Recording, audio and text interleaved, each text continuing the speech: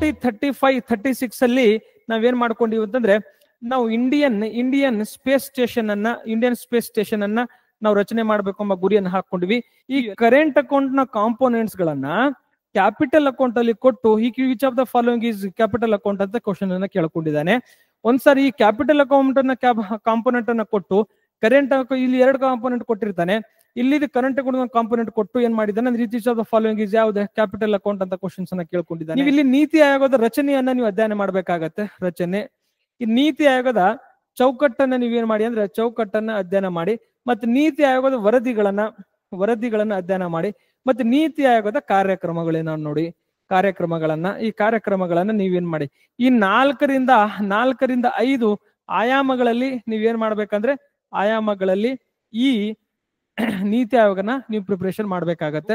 ಈ EPIC card ಯಾವಾಗ ಜಾರಿಗೆ ಬಂತು, ಜೊತೆಗೆ ಚುನಾವಣೆ ರಿಲೇಟೆಡ್ ಏನ್ ರಿಫಾರ್ಮ್ಸ್ ಮಾಡಿದೀವಲ್ಲ, ಎಲೆಕ್ಷನ್ ರಿಫಾರ್ಮ್ಸ್ ಏನಿದೆಯವಲ್ಲ, ಫಾರ್ ಎಕ್ಸಾಂಪಲ್ ವಿವಿ-ಪ್ಯಾಟ್ ಆಗಿರ್ಬಹುದು ಅಥವಾ ಇವಿಎಂ ಆಗಿರ್ಬಹುದು, ಒನ್ ನೇಷನ್ ಒನ್ ಎಲೆಕ್ಷನ್ ಇರಬಹುದು, Ramnath Kovind committee. Hello officers, welcome to ನಮ್ಮ KPSC. ತಮಗೆಲ್ಲ ಗೊತ್ತಿರುವ ಹಾಗೆ MCQ practice is a very important ಆಗ್ತಾ ಹೋಗುತ್ತೆ.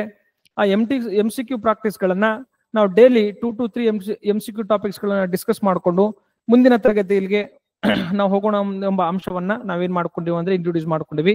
ಇವತ್ತಿನ ಮೊದಲ MCQ ಅನ್ನ ನಾವೇನ್ ಮಾಡೋಣ ಅಂತಂದ್ರೆ ಡಿಸ್ಕಸ್ ಮಾಡುವ ಪ್ರಯತ್ನ ಮಾಡೋಣ. ಫಸ್ಟ್ ನೋಡಿ, ಈ ಕೆಳಗಿನವುಗಳಲ್ಲಿ ಯಾವುದು ವಿಶ್ವದ ದೇಶಗಳಿಗೆ ಜಾಗತಿಕ ಲಿಂಗ ಅಂತರ ಸೂಚ್ಯಂಕದ ಶ್ರೇಯಾಂಕವನ್ನ ನೀಡುತ್ತದೆ ಎಂಬ ಅಂಶವನ್ನ ಈ ಕ್ವಶನ್ಸ್ ಎಲ್ಲ ಕೇಳ್ಕೊಂಡಿದೀವಿ. ಇದನ್ನ ನೋಡಿ 2017ರಲ್ಲಿ ಏನಾಗಿದೆ ಅಂದ್ರೆ 2017ರಲ್ಲಿ UPSC ಕ್ವಶನ್ಸ್ ಅನ್ನ ಕೇಳ್ಕೊಂಡಿದ್ದಾನೆ. ಇದು ಏನಂದ್ರೆ ವರ್ಲ್ಡ್ ಎಕನಾಮಿಕ್ ಫೋರಂ ಅಂತ ಕರಿತೀವಿ ನೋಡಿ, ವರ್ಲ್ಡ್ ಎಕನಾಮಿಕ್ ಫೋರಂ. ಈ ವರ್ಲ್ಡ್ ಎಕನಾಮಿಕ್ ಫೋರಂ ಏನ್ ಮಾಡೋದಂದ್ರೆ ಈ ಜಾಗತಿಕ ಲಿಂಗಾಂತರ ಸೂಚ್ಯಂಕವನ್ನ ನಾವೇನ್ ಮಾಡಿ ಬಿಡುಗಡೆ ಮಾಡುತ್ತೆ, ನಿಮಗೆ ಗೊತ್ತಿರಲಿ. ಎಟ್ ದ ಸೇಮ್ ಟೈಮ್ ಈ UPSC ಬ್ಯೂಟಿ ಏನಂತಂದ್ರೆ ಈ ಆಪ್ಷನ್ಸ್ ಅಲ್ಲಿ ಏನ್ ಕ್ವಶನ್ಸ್ ಅನ್ನ ಕೇಳ್ಕೊಂಡಿರ್ತಾನೆ, ಆಪ್ಷನ್ಸ್ ಕೊಟ್ಟಿರ್ತಾನೆ, ಅದನ್ನ ನೆಕ್ಸ್ಟ್ ಇಯರ್ ಕ್ವಶನ್ಸ್ ಅಲ್ಲಿ ಹಾಕೊಳ್ಳುವ ಉದಾಹರಣೆಗಳನ್ನ ನೋಡ್ತೀವಿ. ನೀವೇನ್ ಮಾಡಿ ಅಂದ್ರೆ ವಿಶ್ವಸಂಸ್ಥೆಯ ಮಾನವ ಹಕ್ಕುಗಳ ಮಂಡಳಿ ಅದನ್ನ ಕುರಿತು ಡಿಸ್ಕಸ್ ಮಾಡೋ ಪ್ರಯತ್ನ ಮಾಡ್ರಿ. ನೆಕ್ಸ್ಟ್ ವಿಶ್ವಸಂಸ್ಥೆಯ ಮಹಿಳೆಯರು ಇದರ ರಿಲೇಟೆಡ್ ಏನೇನ್ ಕ್ರಮಗಳು ತೆಗೆದು ಅದರ ಬಗ್ಗೆ ಡಿಸ್ಕಸ್ ಮಾಡೋ ಪ್ರಯತ್ನ ಮಾಡ್ರಿ. ಜೊತೆಗೆ ವರ್ಲ್ಡ್ ಹೆಲ್ತ್ ಆರ್ಗನೈಸೇಷನ್ಸ್ ಇದ್ರ ಬಗ್ಗೆ ಕೂಡ ನೀವು ಡಿಸ್ಕಸ್ ಮಾಡುವ ಪ್ರಯತ್ನವನ್ನ ಮಾಡಿ. ಅಂಡ್ ಯಾರಿಗೆ ಆನ್ಸರ್ ಗೊತ್ತಿದೆ ಆನ್ಸರ್ಸ್ ಗಳನ್ನ ಕಮೆಂಟ್ ಮಾಡಿ ತಿಳಿಸುವ ಪ್ರಯತ್ನವನ್ನ ನೀವು ಮಾಡಿ. 1ನೇ ಕ್ವಶನ್ಸ್ ಗೊತ್ತಿರಲಿ, ಓಕೆನಾ. ನೆಕ್ಸ್ಟ್ ನೋಡಿ, ಸಪೋಸ್ 2ನೇ ಪ್ರಶ್ನೆ, ಈ ಕೆಳಗಿನವುಗಳಲ್ಲಿ ಯಾರು ವಿಶ್ವ ಆರ್ಥಿಕ ವೇದಿಕೆಯ ಸ್ಥಾಪಕರಾಗಿದ್ದಾರೆ ಎಂದು 2009ರಲ್ಲಿ ಏನ್ ಗೊತ್ತಾ UPSC 2009ರಲ್ಲಿ ಈ ಕ್ವಶನ್ಸ್ ಅನ್ನ ಕೇಳ್ಕೊಂಡಿದ್ದಾನೆ. ಇದನ್ನಂದ್ರ ಕ್ಲಾಸ್ ಶ್ವಾಬ್ ಅನ್ನೋದು ಏನ್ ಮಾಡ್ತಾನೆ ಅಂದ್ರೆ ಇದನ್ನ ಸ್ಥಾಪನೆ ಮಾಡ್ತಾನೆ. ಯಾವ್ದನ್ನ? ವರ್ಲ್ಡ್ ಎಕನಾಮಿಕ್ ಫೋರಂ ಅನ್ನ. ಈ 2 ಕ್ವಶನ್ಸ್ ಗಳನ್ನ UPSC ಪೂರ್ವಭಾವಿ ಪರೀಕ್ಷೆಯಲ್ಲಿ ಕೇಳ್ಕೊಂಡಿದ್ದಾನೆ. ಎಟ್ ದ ಸೇಮ್ ಟೈಮ್ ಇತ್ತೀಚಿನ ದಿನಮಾನಗಳಲ್ಲಿ ಏನಾಗ್ತಾ ಇದೆ ಅಂದ್ರೆ ಈ ವರ್ಲ್ಡ್ ಎಕನಾಮಿಕ್ ಫೋರಂ ಬಗ್ಗೆ ಸಾಕಷ್ಟು ಕ್ವಶನ್ಸ್ ಅನ್ನ ಕೇಳ್ಕೊಂಡಿದ್ದಾನೆ. ಅದ್ರ ಬಗ್ಗೆ ಆಲ್ರೆಡಿ ಇವತ್ತು ಕೂಡ ಒಂದು ವರದಿ ಬಂದಿದೆ. ಆ ವರದಿ ಬಗ್ಗೆ ನಾವು ಡಿಸ್ಕಸ್ ಮಾಡಿ ಆಮೇಲೆ ಏನ್ ಮಾಡ್ತೀನಿ ಅಂತಂದ್ರೆ ವರ್ಲ್ಡ್ ಎಕನಾಮಿಕ್ ಫೋರಂ ಬಗ್ಗೆ ಡಿಸ್ಕಸ್ ಮಾಡುವ ಪ್ರಯತ್ನವನ್ನ ಮಾಡೋಣ. ಈಗ ಏನ್ ಮಾಡೋಣ ಅಂದ್ರೆ ಇವತ್ತಿನ ಫಸ್ಟ್ ನ್ಯೂಸ್ ನೋಡಿ, ಇಂಪಾರ್ಟೆಂಟ್ ನ್ಯೂಸ್ ಇದೆ, ಅದ್ರ ಬಗ್ಗೆ ಡಿಸ್ಕಸ್ ಮಾಡುವ. ನೆಕ್ಸ್ಟ್ ನೋಡಿ, ಈಗ ಬಾಹ್ಯಾಕಾಶ 41 ವರ್ಷಗಳ ಬಳಿಕ ಭಾರತದ ಶುಭಾಂಶು ಶುಕ್ಲಾ ಅವರು ಗಗನಯಾನಿ ಅಂತರಿಕ್ಷಕ್ಕೆ ಎಂಬ ನ್ಯೂಸ್ ಅಲ್ಲಿ ಇದೆ. ಇಡೀ ಪ್ರಜಾವಾಣಿ ಪೇಪರ್ ನೋಡಿದ್ರೆ ಇಡೀ ಪ್ರಜಾವಾಣಿಯ ಆಳ ಅಗಲದಲ್ಲಿ ಕೂಡ ಇದೆ, ಫ್ರಂಟ್ ಪೇಜ್ ಇದೆ ಮತ್ತು ನ್ಯಾಷನಲ್ ಪೇಜ್ ಕೂಡ ಈ ನ್ಯೂಸ್ ಇದೆ, ಹೌದಾ. ನಮಗೆಲ್ಲ 41 ವರ್ಷ ಅಂದ್ರೆ ಏನು, ವಾಟ್ ಈಸ್ ಮೀನಿಂಗ್ 41 ವರ್ಷ? 1984ರಲ್ಲಿ ರಾಕೇಶ್ ಶರ್ಮಾ ಅವರು ಏನ್ ಮಾಡಿದ್ರು ಅಂದ್ರೆ ಭಾರತದಿಂದ ಬಾಹ್ಯಾಕಾಶಯಾನಕ್ಕೆ ಹೋಗಿದ್ರು, ಹೌದಾ.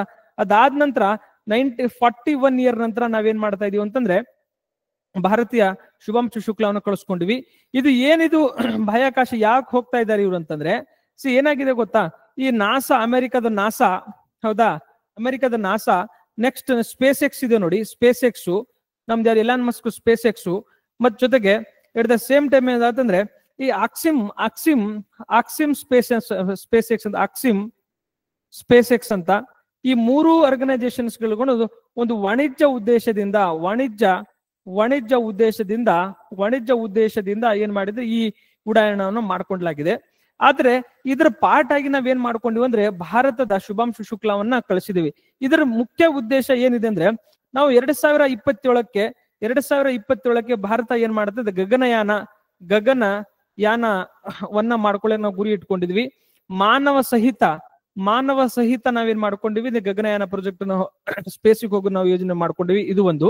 ಎಟ್ ದ ಸೇಮ್ ಟೈಮ್ ನಾವು 2035-36 ಅಲ್ಲಿ ನಾವೇನ್ ಮಾಡ್ಕೊಂಡಿವಿ ಅಂತಂದ್ರೆ ನಾವು ಇಂಡಿಯನ್ ಸ್ಪೇಸ್ ಸ್ಟೇಷನ್ ಅನ್ನ ನಾವು ರಚನೆ ಮಾಡ್ಬೇಕು ಎಂಬ ಗುರಿಯನ್ನು ಹಾಕೊಂಡಿವಿ. ಈ ಎಲ್ಲದನ್ನು ಕುರಿತು ಅಧ್ಯಯನ ಮಾಡಲು ನಾವೇನ್ ಮಾಡ್ಕೊಂಡಿವಿ ಅಂದ್ರೆ ಯಾರು ನಮ್ಮ ಶುಭಾಂಶು ಶುಕ್ಲಾ ಅವರನ್ನ ಎಕ್ಸ್ಪೀರಿಯನ್ಸ್ ಆಗಲಿ, ಜೊತೆಗೆ ಅಲ್ಲಿನ ಪ್ರಯೋಗಾಲಯಗಳಲ್ಲಿ ಏನಾಗಲಿ ಅಂತಂದ್ರೆ ಅವ್ರು ನಮಗೆ ಮಾಹಿತಿ, ಮುಂದಿನ ಇಸ್ರೋದ ಯೋಜನೆಗಳಿಗೆ ನಮಗೆ ಮಾಹಿತಿ ಸಿಗ್ಲಿ ಎಂಬ ಅಂಶವನ್ನ ಹಿನ್ನೆಲೆಯಲ್ಲಿ ನಾವೇನ್ ಮಾಡ್ಕೊಂಡಿವಿ ಅಂತಂದ್ರೆ ಶುಭಾಂಶು ಶುಕ್ಲಾವನ್ನ ನಾವು ಕಳ್ಸ್ಕೊಂಡಿವಿ. ಇದು ಗೊತ್ತಿರ್ಲಿ. ಎಟ್ ದ ಸೇಮ್ ಟೈಮ್ ಇವ್ರು ಎಷ್ಟು ದಿವಸ ಇದೆ ಈಗ ಹೋಗೋ ಶುಭಾಂಶು ಶುಕ್ಲಾ 14 ದಿವಸ ಅಲ್ಲಿ ಏನಿದೆ, 14 ದಿವಸ ಇರಲಿದೆ. ಅಲ್ಲಿ 60ಕ್ಕೂ ಅಧಿಕ ಪ್ರಯೋಗಗಳನ್ನ ಅವ್ರು ಮಾಡಲಿದ್ದಾರೆ. Very important. ಹಾಗಾದ್ರೆ ನಿನ್ನೆ ಕೂಡ ಹೇಳಿದೀನಿ, ಇಂಟರ್ನ್ಯಾಷನಲ್ ಸ್ಪೇಸ್ ಸ್ಟೇಷನ್ ಅಂದ್ರೆ ಏನು, ಅದು ಯಾವಾಗ ಸ್ಥಾಪನೆ ಆಯಿತು, ಅದರ ಯಾವ ದೇಶಗಳು ಕೊಲಾಬ್ರೇಷನ್ ಮಾಡಿ ಅದನ್ನ ರಚನೆ ಮಾಡ್ಕೊಂಡಿದ್ದಾರೆ, ಅದನ್ನ ನೀವು 360 ಡಿಗ್ರಿ ಆಗಿ ಅಧ್ಯಯನ ಮಾಡುವ ಪ್ರಯತ್ನವನ್ನು ಮಾಡಿ. ಎಟ್ ದ ಸೇಮ್ ಟೈಮ್ ಏನ್ ನೋಡಿ, ನಮ್ಮ ಧಾರವಾಡ ಯೂನಿವರ್ಸಿಟಿ, ಧಾರವಾಡ ಕೃಷಿ ವಿಶ್ವವಿದ್ಯಾಲಯದ ಮೆಂತೆ ಬೀಜ ಮತ್ತು ಹೆಸರು ಬೀಜವನ್ನ ನಾವೇನ್ ಮಾಡ್ಕೊಂಡ್ವಿ, ಶುಭಾಂಶು ಶುಕ್ಲಾ ಅವ್ರ ಜೊತೆ ನಾವು ಕಳಿಸ್ಕೊಂಡಿದ್ವಿ. ಕೃಷಿ ವಿಶ್ವವಿದ್ಯಾಲಯ ಧಾರವಾಡದ ಬಗ್ಗೆ ಕೂಡ ನ್ಯೂಸ್ ಅಲ್ಲಿ ಇದೆ. Very important. ಅದನ್ನು ಕೂಡ ನೀವು ನೆನ್ಪಿಡುವ ಪ್ರಯತ್ನವನ್ನ ಮಾಡಿ. ಓಕೆ, ಇದ್ರ ಜೊತೆ ಡಿಟೇಲ್ ಆರ್ಟಿಕಲ್ ಬಂದಿದೆ. ಪ್ರಥಮ ಯಾಕೆ ಇಂಪಾರ್ಟೆಂಟ್ ಇದೆ, ಹೌದಾ, ರಾಕೇಶ್ ಶರ್ಮಾದ ಕಾಂಟ್ರಿಬ್ಯೂಷನ್ ಏನು, ಇವ್ರದೇನು ಕಾಂಟ್ರಿಬ್ಯೂಷನ್ಸ್ ಇದೆ, ಇವೆಲ್ಲದನ್ನು ಕುರಿತು ರಿಪೀಟೆಡ್ ಆಗಿ ಮುಂದಿನ ದಿನಮಾನಗಳಲ್ಲಿ ಪ್ರಶ್ನೆ ಬರುವ ಸಾಧ್ಯತೆ ಇರ್ತದೆ.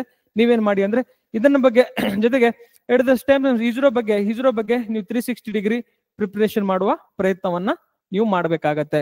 ಅದನ್ನ ಮಾಡ್ತೀನಿ ಅಂತ ಭಾವಿಸ್ಕೊಳ್ತೇನೆ. ಓಕೆ, ನೆಕ್ಸ್ಟ್ ನೋಡಿ, ಯಾಕಂದ್ರೆ ಸ್ವಲ್ಪ ಸ್ಪೀಡ್ ಯಾಕೆ ಮಾಡಿದ್ದೇನೆ ಅಂದ್ರೆ ಲಾಸ್ಟ್ ಈಗ ಇದು 6ನೇ ಸಾರಿ ಏನಾಯ್ತು ಅಂದ್ರೆ ಈ ಪ್ರೋಗ್ರಾಮ್ಗಳನ್ನ ಮುಂದೋಡ್ತಾ ನಿನ್ನೆ ಏನಾಯ್ತು ಅಂದ್ರೆ ಅವರು ಇದೇನಾಗಿದ್ದಾರೆ, ಉಡಾವಣೆ ಆಗಿದೆ. ಅದಕ್ಕಾಗಿ ಏನಾಗಿದೆ ಆಲ್ರೆಡಿ ಡಿಸ್ಕಸ್ ಮಾಡಿದೀವಿ. ನೀವು ಇನ್ನೊಂದನ್ನ ಸ್ವಲ್ಪ ಅಪ್ಡೇಟ್ ಮಾಡಿ. ಓಕೆ, ನೆಕ್ಸ್ಟ್ ನೋಡಿ, ತುರ್ತು ಪರಿಸ್ಥಿತಿ ಸಂತ್ರಸ್ತಿಗೆ ಗೌರವ. ನಿನ್ನೆ ಏನಾಗಿದೆ ಅಂತಂದ್ರೆ ಮಾನ್ಯ ಪ್ರಧಾನಿಯವರ, ಮಾನ್ಯ PM ಅವ್ರ ನೇತೃತ್ವದಲ್ಲಿ ನಾವು ಕ್ಯಾಬಿನೆಟ್ ಮೀಟಿಂಗ್ ಅನ್ನ ಕರ್ಕೊಂಡಿವಿ. ಕ್ಯಾಬಿನೆಟ್ ಮೀಟಿಂಗ್ ಅನ್ನು ಕರ್ಕೊಂಡು ಈ ಯಾರು 1975 ಜೂನ್ 25ಗೆ ಏನಾಗಿತ್ತಂದ್ರೆ ನಾವು ರಾಷ್ಟ್ರೀಯ ತುರ್ತು ಪರಿಸ್ಥಿತಿ ಘೋಷಿಸ್ಕೊಂಡಿದೀವಿ. ಅದು 2025ಗೆ ಏನಾಗಿದೆ ಅಂದ್ರೆ 50 ಇಯರ್ಸ್ ಆಗಿದೆ. ಅದನ್ನ ಅಲ್ಲಿ ಏನೇನೋ ಅವರು ಅನುಭವಿಸಿದ್ದಾರೆ, ಅದನ್ನ ಏನ್ ಮಾಡ್ಕೊಂಡಿದ್ದಾರೆ ಅಂದ್ರೆ ಅವರು ಅದನ್ನ ಗೌರವ ಸಲ್ಲಿಸುವ ಒಂದು ಬೇರೆ ಏನು ಗೊತ್ತಷ್ಟ ನಿರ್ಣಯವನ್ನ ತೆಗೆದುಕೊಂಡಿದ್ದಾರೆ. ಆ ನಿರ್ಣಯಗಳನ್ನ ಸ್ವಲ್ಪ ಏನೇನು ನಿರ್ಣಯ ತೆಗೆದುಕೊಂಡಿದ್ದಾರೆ ನೆನ್ಪಿಡುವ ಪ್ರಯತ್ನ ಮಾಡಿ. ಜೊತೆಗೆ ಈ ಜೂನ್ 25 ನಾವು ಪ್ರತಿ ವರ್ಷ ಏನ್ ಮಾಡೋದು, ಕೇಂದ್ರ ಸರ್ಕಾರ ಸಂವಿಧಾನ ಹತ್ಯಾ ದಿವಸ ಅಂತ ನಾವೇನ್ ಮಾಡ್ತೀವಿ ಅಂದ್ರೆ ಆಚರಣೆಯನ್ನ ಮಾಡ್ತೀವಿ. ಇದನ್ನು ನಿಮಗೆ ಕೇಳುವ ಸಾಧ್ಯತೆ ಇರ್ತದೆ. ಸಂವಿಧಾನ ಹತ್ಯಾ ದಿವಸ ಯಾವಾಗ ಆಚರಣೆ ಮಾಡ್ತೀವಿ ಅಂದ್ರೆ ಜೂನ್ 25ಗೆ ಆಚರಣೆ ಮಾಡ್ತೀವಿ. ಯಾಕೆ ಆಚರಣೆ ಮಾಡ್ತೀವಿ ಅಂದ್ರೆ ಜೂನ್ 25ಗೆ ದೇಶದಲ್ಲಿ ಆರ್ಟಿಕಲ್ 352 ಮೂಲಕ ಏನಾಗತ್ತಂದ್ರೆ ರಾಷ್ಟ್ರೀಯ ತುರ್ತು ಪರಿಸ್ಥಿತಿಯನ್ನ ಘೋಷಣೆ ಮಾಡಿರ್ತೀವಿ. ಇದು ಬೇಸಿಕ್ಸ್. ಈ ತುರ್ತು ಪರಿಸ್ಥಿತಿ ನಿನ್ನೆ ಕೂಡ ಡಿಸ್ಕಸ್ ಮಾಡಿದೀನಿ. ಸ್ವಲ್ಪ ಬೇಸಿಕ್ಸ್ ನೋಡಿ. ತುರ್ತು ಪರಿಸ್ಥಿತಿಯನ್ನ 18ನೇ ಭಾಗದಲ್ಲಿ ನಾವು ನೋಡ್ತೀವಿ. ಆರ್ಟಿಕಲ್ 352 ಇಂದ ಆರ್ಟಿಕಲ್ 350 ಇಂದ 360 ವರೆಗೆ ತುರ್ತು ಪರಿಸ್ಥಿತಿಯ ಪ್ರಾವಧಾನಗಳನ್ನು ಕುರಿತು ಡಿಸ್ಕಸ್ ಮಾಡುತ್ತೆ. ಅದರ ಜೊತೆಗೆ ಆರ್ಟಿಕಲ್ 356 ನೋಡಿ, ಇದು ರಾಷ್ಟ್ರಪತಿ ಆಡಳಿತ ಕುರಿತು ಡಿಸ್ಕಸ್ ಮಾಡುತ್ತೆ. ಅಂಡ್ 360 ನೋಡಿ, ಹಣಕಾಸಿನ ತುರ್ತು ಪರಿಸ್ಥಿತಿಯನ್ನು ಕುರಿತು ಡಿಸ್ಕಸ್ ಮಾಡಿದ. ಇದನ್ನು ಕೂಡ ಹೇಳಿದೀನಿ. ಎಟ್ ದ ಸೇಮ್ ಟೈಮ್ ನಿನ್ನೆ ಹೋಮ್ವರ್ಕ್ ಕೊಡುವಾಗ ಏನ್ ಹೇಳಿದಂದ್ರೆ ಆರ್ಟಿಕಲ್ 356 ಅಂಡ್ 365 ಗಳ ನಡುವಿನ ವ್ಯತ್ಯಾಸವನ್ನು ಕುರಿತು ಡಿಸ್ಕಸ್ ಮಾಡುವ ಪ್ರಯತ್ನವನ್ನು ಮಾಡಿ. At the same time last time prelims ಅಲ್ಲಿ ಏನ್ ಕ್ವಶನ್ಸ್ ಕೇಳ್ಕೊಂಡಿದ್ದಾನೆ ಅಂದ್ರೆ ಆರ್ಟಿಕಲ್ 358 ಮತ್ತು 359 ಗಳನ್ನ 359 ಈ ಎರಡನ್ನ ಏನಾಗಿದೆ ಅಂದ್ರೆ ಎಕ್ಸಾಮ್ ಅಲ್ಲಿ ಕ್ವಶನ್ಸ್ ಅನ್ನ ಕೇಳ್ಕೊಂಡಿದ್ದಾನೆ. ಇವೆಲ್ಲದರ ಹಿನ್ನೆಲೆ ಏನ್ ಮಾಡ್ಬೇಕಂದ್ರೆ ನೀವು ಅಧ್ಯಯನ ಮಾಡ್ಬೇಕಾಗತ್ತೆ. ಜೊತೆಗೆ ಈ ತುರ್ತು ಪರಿಸ್ಥಿತಿ ಘೋಷಣೆ ಆದ ನಂತರ ಯಾವ ಕೇಂದ್ರ ಮತ್ತು ರಾಜ್ಯಗಳ ಸಂಬಂಧದ ಮೇಲೆ ಯಾವ ರೀತಿ, ಕೇಂದ್ರ ಮತ್ತು ರಾಜ್ಯದ ಸಂಬಂಧಗಳ ಮೇಲೆ ಯಾವ ರೀತಿ ಇಂಪ್ಯಾಕ್ಟ್ ಆಗುತ್ತೆ ಅದನ್ನು ಸ್ವಲ್ಪ ನೀವು ಅಧ್ಯಯನ ಮಾಡಿ. ಎಟ್ ದ ಸೇಮ್ ಟೈಮ್ ಇದು ಕರ್ನಾಟಕದಲ್ಲಿ ರಾಷ್ಟ್ರಪತಿ ಆಡಳಿತವನ್ನ ಎಷ್ಟು ಬಾರಿ ನಾವು ಹೇರ್ಕೊಂಡಿವಿ. ಅಂಡ್ 1994 ಅಲ್ಲಿ ನಮ್ SR ಬೊಮ್ಮಾಯಿ ಪ್ರಕರಣ ಇದೆ. ಬೊಮ್ಮಾಯಿ ಪ್ರಕರಣ ಇಂಪಾರ್ಟೆಂಟ್ ಇದೆ. ಈ SR ಬೊಮ್ಮಾಯಿ ಪ್ರಕರಣವನ್ನು ಕುರಿತು ಸ್ವಲ್ಪ ಅಧ್ಯಯನ ಮಾಡುವ ಪ್ರಯತ್ನವನ್ನು ಮಾಡಿ. ಅಂಡ್ ಇಲ್ಲಿ ನೋಡಿ, ಅಂಡ್ 1976 ಏನಾಗುತ್ತೆ 44ನೇ ಸಂವಿಧಾನ 76 ಅಲ್ಲಿ 44ನೇ ಸಂವಿಧಾನ ತಿದ್ದುಪಡಿಯನ್ನ ತರ್ತೀವಿ. ಈ 44ನೇ ಸಂವಿಧಾನ ತಿದ್ದುಪಡಿಯ ಮೂಲಕ ಈ ತುರ್ತು ಪರಿಸ್ಥಿತಿಯನ್ನು ಘೋಷಣೆ ಮಾಡಬೇಕಾದ್ರೆ ಕೆಲವೊಂದು ಬದಲಾವಣೆಗಳನ್ನ ನಾವು ತಂದ್ಕೊಂಡಿವಿ. ಆ ಬದಲಾವಣೆಯನ್ನು ಕುರಿತು ಎಕ್ಸಾಮ್ ಅಲ್ಲಿ ಸ್ಟೇಟ್ಮೆಂಟ್ ವೈಸ್ ಎಕ್ಸಾಮ್ ಅನ್ನು ಕೇಳ್ಕೊಂಡಿದ್ದಾರೆ. ಅದನ್ನು ಸ್ವಲ್ಪ ನೀವೇನ್ ಮಾಡ್ಬೇಕಂದ್ರೆ ಅಧ್ಯಯನ ಮಾಡ್ಬೇಕಾಗತ್ತೆ. ಅಂಡ್ ತುರ್ತು ಪರಿಸ್ಥಿತಿ ಎಂಬ ಪ್ರಾವಧಾನ ಯಾವ ಸಂವಿಧಾನದಿಂದ ಎರವಲು ಪಡೆದುಕೊಂಡಿದ್ದೇವೆ ಕಮೆಂಟ್ ಮಾಡಿ ತಿಳಿಸಿ. ಭಾರತದಲ್ಲಿ ತುರ್ತು ಪರಿಸ್ಥಿತಿ ಪ್ರಾವಧಾನಗಳನ್ನ ಯಾವ ಸಂವಿಧಾನದಿಂದ ಎರವಲು ಪಡ್ಕೊಂಡಿವಿ ಅದನ್ನು ಕೂಡ ಹೇಳ್ಕೊಳ್ಳುವ ಪ್ರಯತ್ನವನ್ನ ಮಾಡಿ. ಓಕೆ, ನೆಕ್ಸ್ಟ್ ನೋಡಿ, the emergencies diaries the years that forged a leader ಎಂಬ ಕೃತಿಯನ್ನ ಏನ್ ಮಾಡಿದೆ ಅಂದ್ರೆ, ಕೃತಿಯನ್ನ ಯಾರು ಬರೆದಿದ್ದಾರೆ? ಮಾನ್ಯ ಪ್ರಧಾನಮಂತ್ರಿಯವರು ಏನ್ ಮಾಡ್ಕೊಂಡಿದ್ದಾರೆ, ಇದನ್ನ ಬರೆದಿದ್ದಾರೆ. ಹೌದಾ? ಇದನ್ನ ಏನಿದೆ ಅಂದ್ರೆ, ಈ ಎಮರ್ಜೆನ್ಸಿ ಇತ್ತಲ್ಲ, ತುರ್ತು ಪರಿಸ್ಥಿತಿಯ ಅವರ ಅನುಭವಗಳನ್ನ ಏನ್ ಮಾಡಿದ್ದಾರೆ ಅಂದ್ರೆ, ಅನುಭವಗಳನ್ನ ಈ ಕೃತಿಯಲ್ಲಿ ಅವರು ಬರೆದುಕೊಂಡಿದ್ದಾರೆ. ಇದು ಇಂಪಾರ್ಟೆಂಟ್ ಇದೆ. ಸೇಮ್ ನೀವು ಏನ್ ಕ್ವಶನ್ಸ್ ಕೇಳಬಹುದು ಅಂತಂದ್ರೆ, ಇದ್ರ ಬಗ್ಗೆ ಕ್ವಶನ್ಸ್ ಕೇಳಬಹುದು. ನಿಮಗೆ ಏನು ಈ ಕೃತಿ ಯಾರು ಬರೆದಿದ್ದ ಅಂತ ಕ್ವಶನ್ಸ್ ಅನ್ನ ಕೇಳಬಹುದು. ಇಷ್ಟೇ. ಇದ್ರ ಕಂಟೆಂಟ್ ಏನಿದೆ, ತುರ್ತು ಪರಿಸ್ಥಿತಿಯ ಸಂದರ್ಭದಲ್ಲಿ ಅವ್ರಿಗೆ ಏನೇನು ಎಕ್ಸ್ಪೀರಿಯನ್ಸ್ ಆಯ್ತು, ಏನೇನು ಅವರಿಗೆ ಆ ಮೂಮೆಂಟ್ ಅಲ್ಲಿ ಏನ್ ಗೊತ್ತಾ, ಏನ್ ಅನುಭವಿಸಿದ್ರು ಅವ್ರದನ್ನ, ಆ ಕಷ್ಟ ಕಾರ್ಪಣ್ಯಗಳನ್ನ ಅವರು ಅಲ್ಲಿ ಬರೆದುಕೊಳ್ಳೋ ಪ್ರಯತ್ನವನ್ನು ಮಾಡ್ಕೊಂಡಿದ್ದಾರೆ. ಇದನ್ನ ಯಾರಂದ್ರೆ ಬ್ಲೂ ಕ್ರಾಫ್ಟ್ ಎಂಬ ಸಂಸ್ಥೆ ಏನಂದ್ರೆ,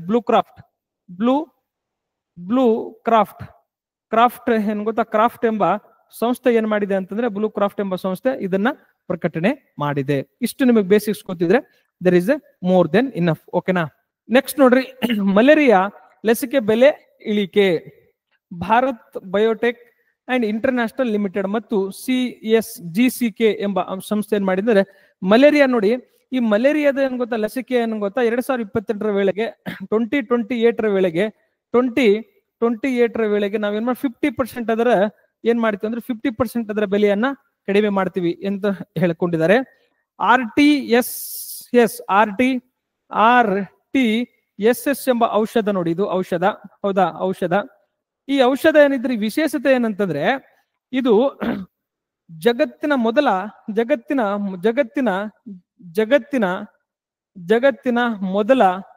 ಮೊದಲ ಏನಾಗಿದೆ ಅಂದ್ರೆ ಲಸಿಕೆ, ಮಲೇರಿಯಾ ಲಸಿಕೆ ಅಂತ ಕೂಡ ಇದು ಮಲೇರಿಯಾ ಲಸಿಕೆ. Very important.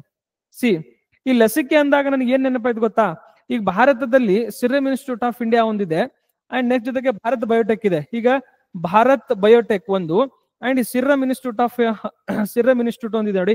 ಈ ಎರಡು ಏನದ ಅಂದ್ರೆ ಲಸಿಕೆ ಉತ್ಪಾದನೆಯಲ್ಲಿ ಬಹಳಷ್ಟು ಫೇಮಸ್ ಅದಾವೆ. ಹೌದಾ? ನಾವು ಕೋವಿಡ್ ಬಂದಾಗ ನಿಮಗೆ ಗೊತ್ತಿದೆ, ಕೋವಿಡ್ ಬಂದಾಗ ಯಾವುದು, ನಾವು ಅಸ್ಟ್ರಾಜೆನಿಕಾ, ಹೌದಾ, ಅಸ್ಟ್ರಾಜೆನಿಕಾ, ಸ್ಪುಟ್ನಿಕ್ ರಷ್ಯಾದು, ಜೊತೆಗೆ ನಮ್ದು ಬೇರೆ ಏನದಾವ್ ನೋಡಿ, ಅವು ಆಕ್ಟಿವೇಟೆಡ್ ಯಾವುದು, ಈ ಲಸಿಕೆಗಳ ಬಗ್ಗೆ ಏನ್ ಮಾಡ್ಕೊಂಡಿದ್ದಾನೆ ಅಂದ್ರೆ ಕ್ವಶನ್ಸ್ ಅನ್ನ ಕೇಳ್ಕೊಂಡಿದ್ದಾನೆ. ಈ ಕೋವಿಡ್ ಲಸಿಕೆಗಳ ಬಗ್ಗೆ ನಿಮ್ಗೆ ಇಂಪಾರ್ಟೆಂಟ್ ಇದೆ, ಇದನ್ನ ಕೂಡ ನೆನ್ಪಿಡುವ ಪ್ರಯತ್ನವನ್ನು ಮಾಡ್ರಿ. ಈ ಮಲೇರಿಯಾ ಲಸಿಕೆ ಇದೆಯಲ್ಲ, ಇದು 2021ರಲ್ಲಿ WHO ಏನ್ ಮಾಡಿದೆ ಅಂದ್ರೆ, WHO ಇದನ್ನ ಟ್ರಯಲ್ ಮಾಡಕ್ಕೆ ಅವಕಾಶ ಮಾಡಿಕೊಟ್ಟಿತ್ತು. ಈಗ ಏನ್ ಮಾಡಿದೆ ಅಂದ್ರೆ ಭಾರತ್ ಬಯೋಟೆಕ್ ಅದನ್ನ ಬೆಲೆಯನ್ನ ಕಡಿಮೆ ಮಾಡುವ ಪ್ರಯತ್ನ ಏನ್ ಮಾಡ್ತಾ ಇದೆ. ಅಟ್ಲೀಸ್ಟ್ ಮಲೇರಿಯಾಗೆ ಯಾವ ಲಸಿಕೆ ಇದೆ ನಿಮಗೆ, RTSS ಎಂಬ ಲಸಿಕೆ ಇದೆ.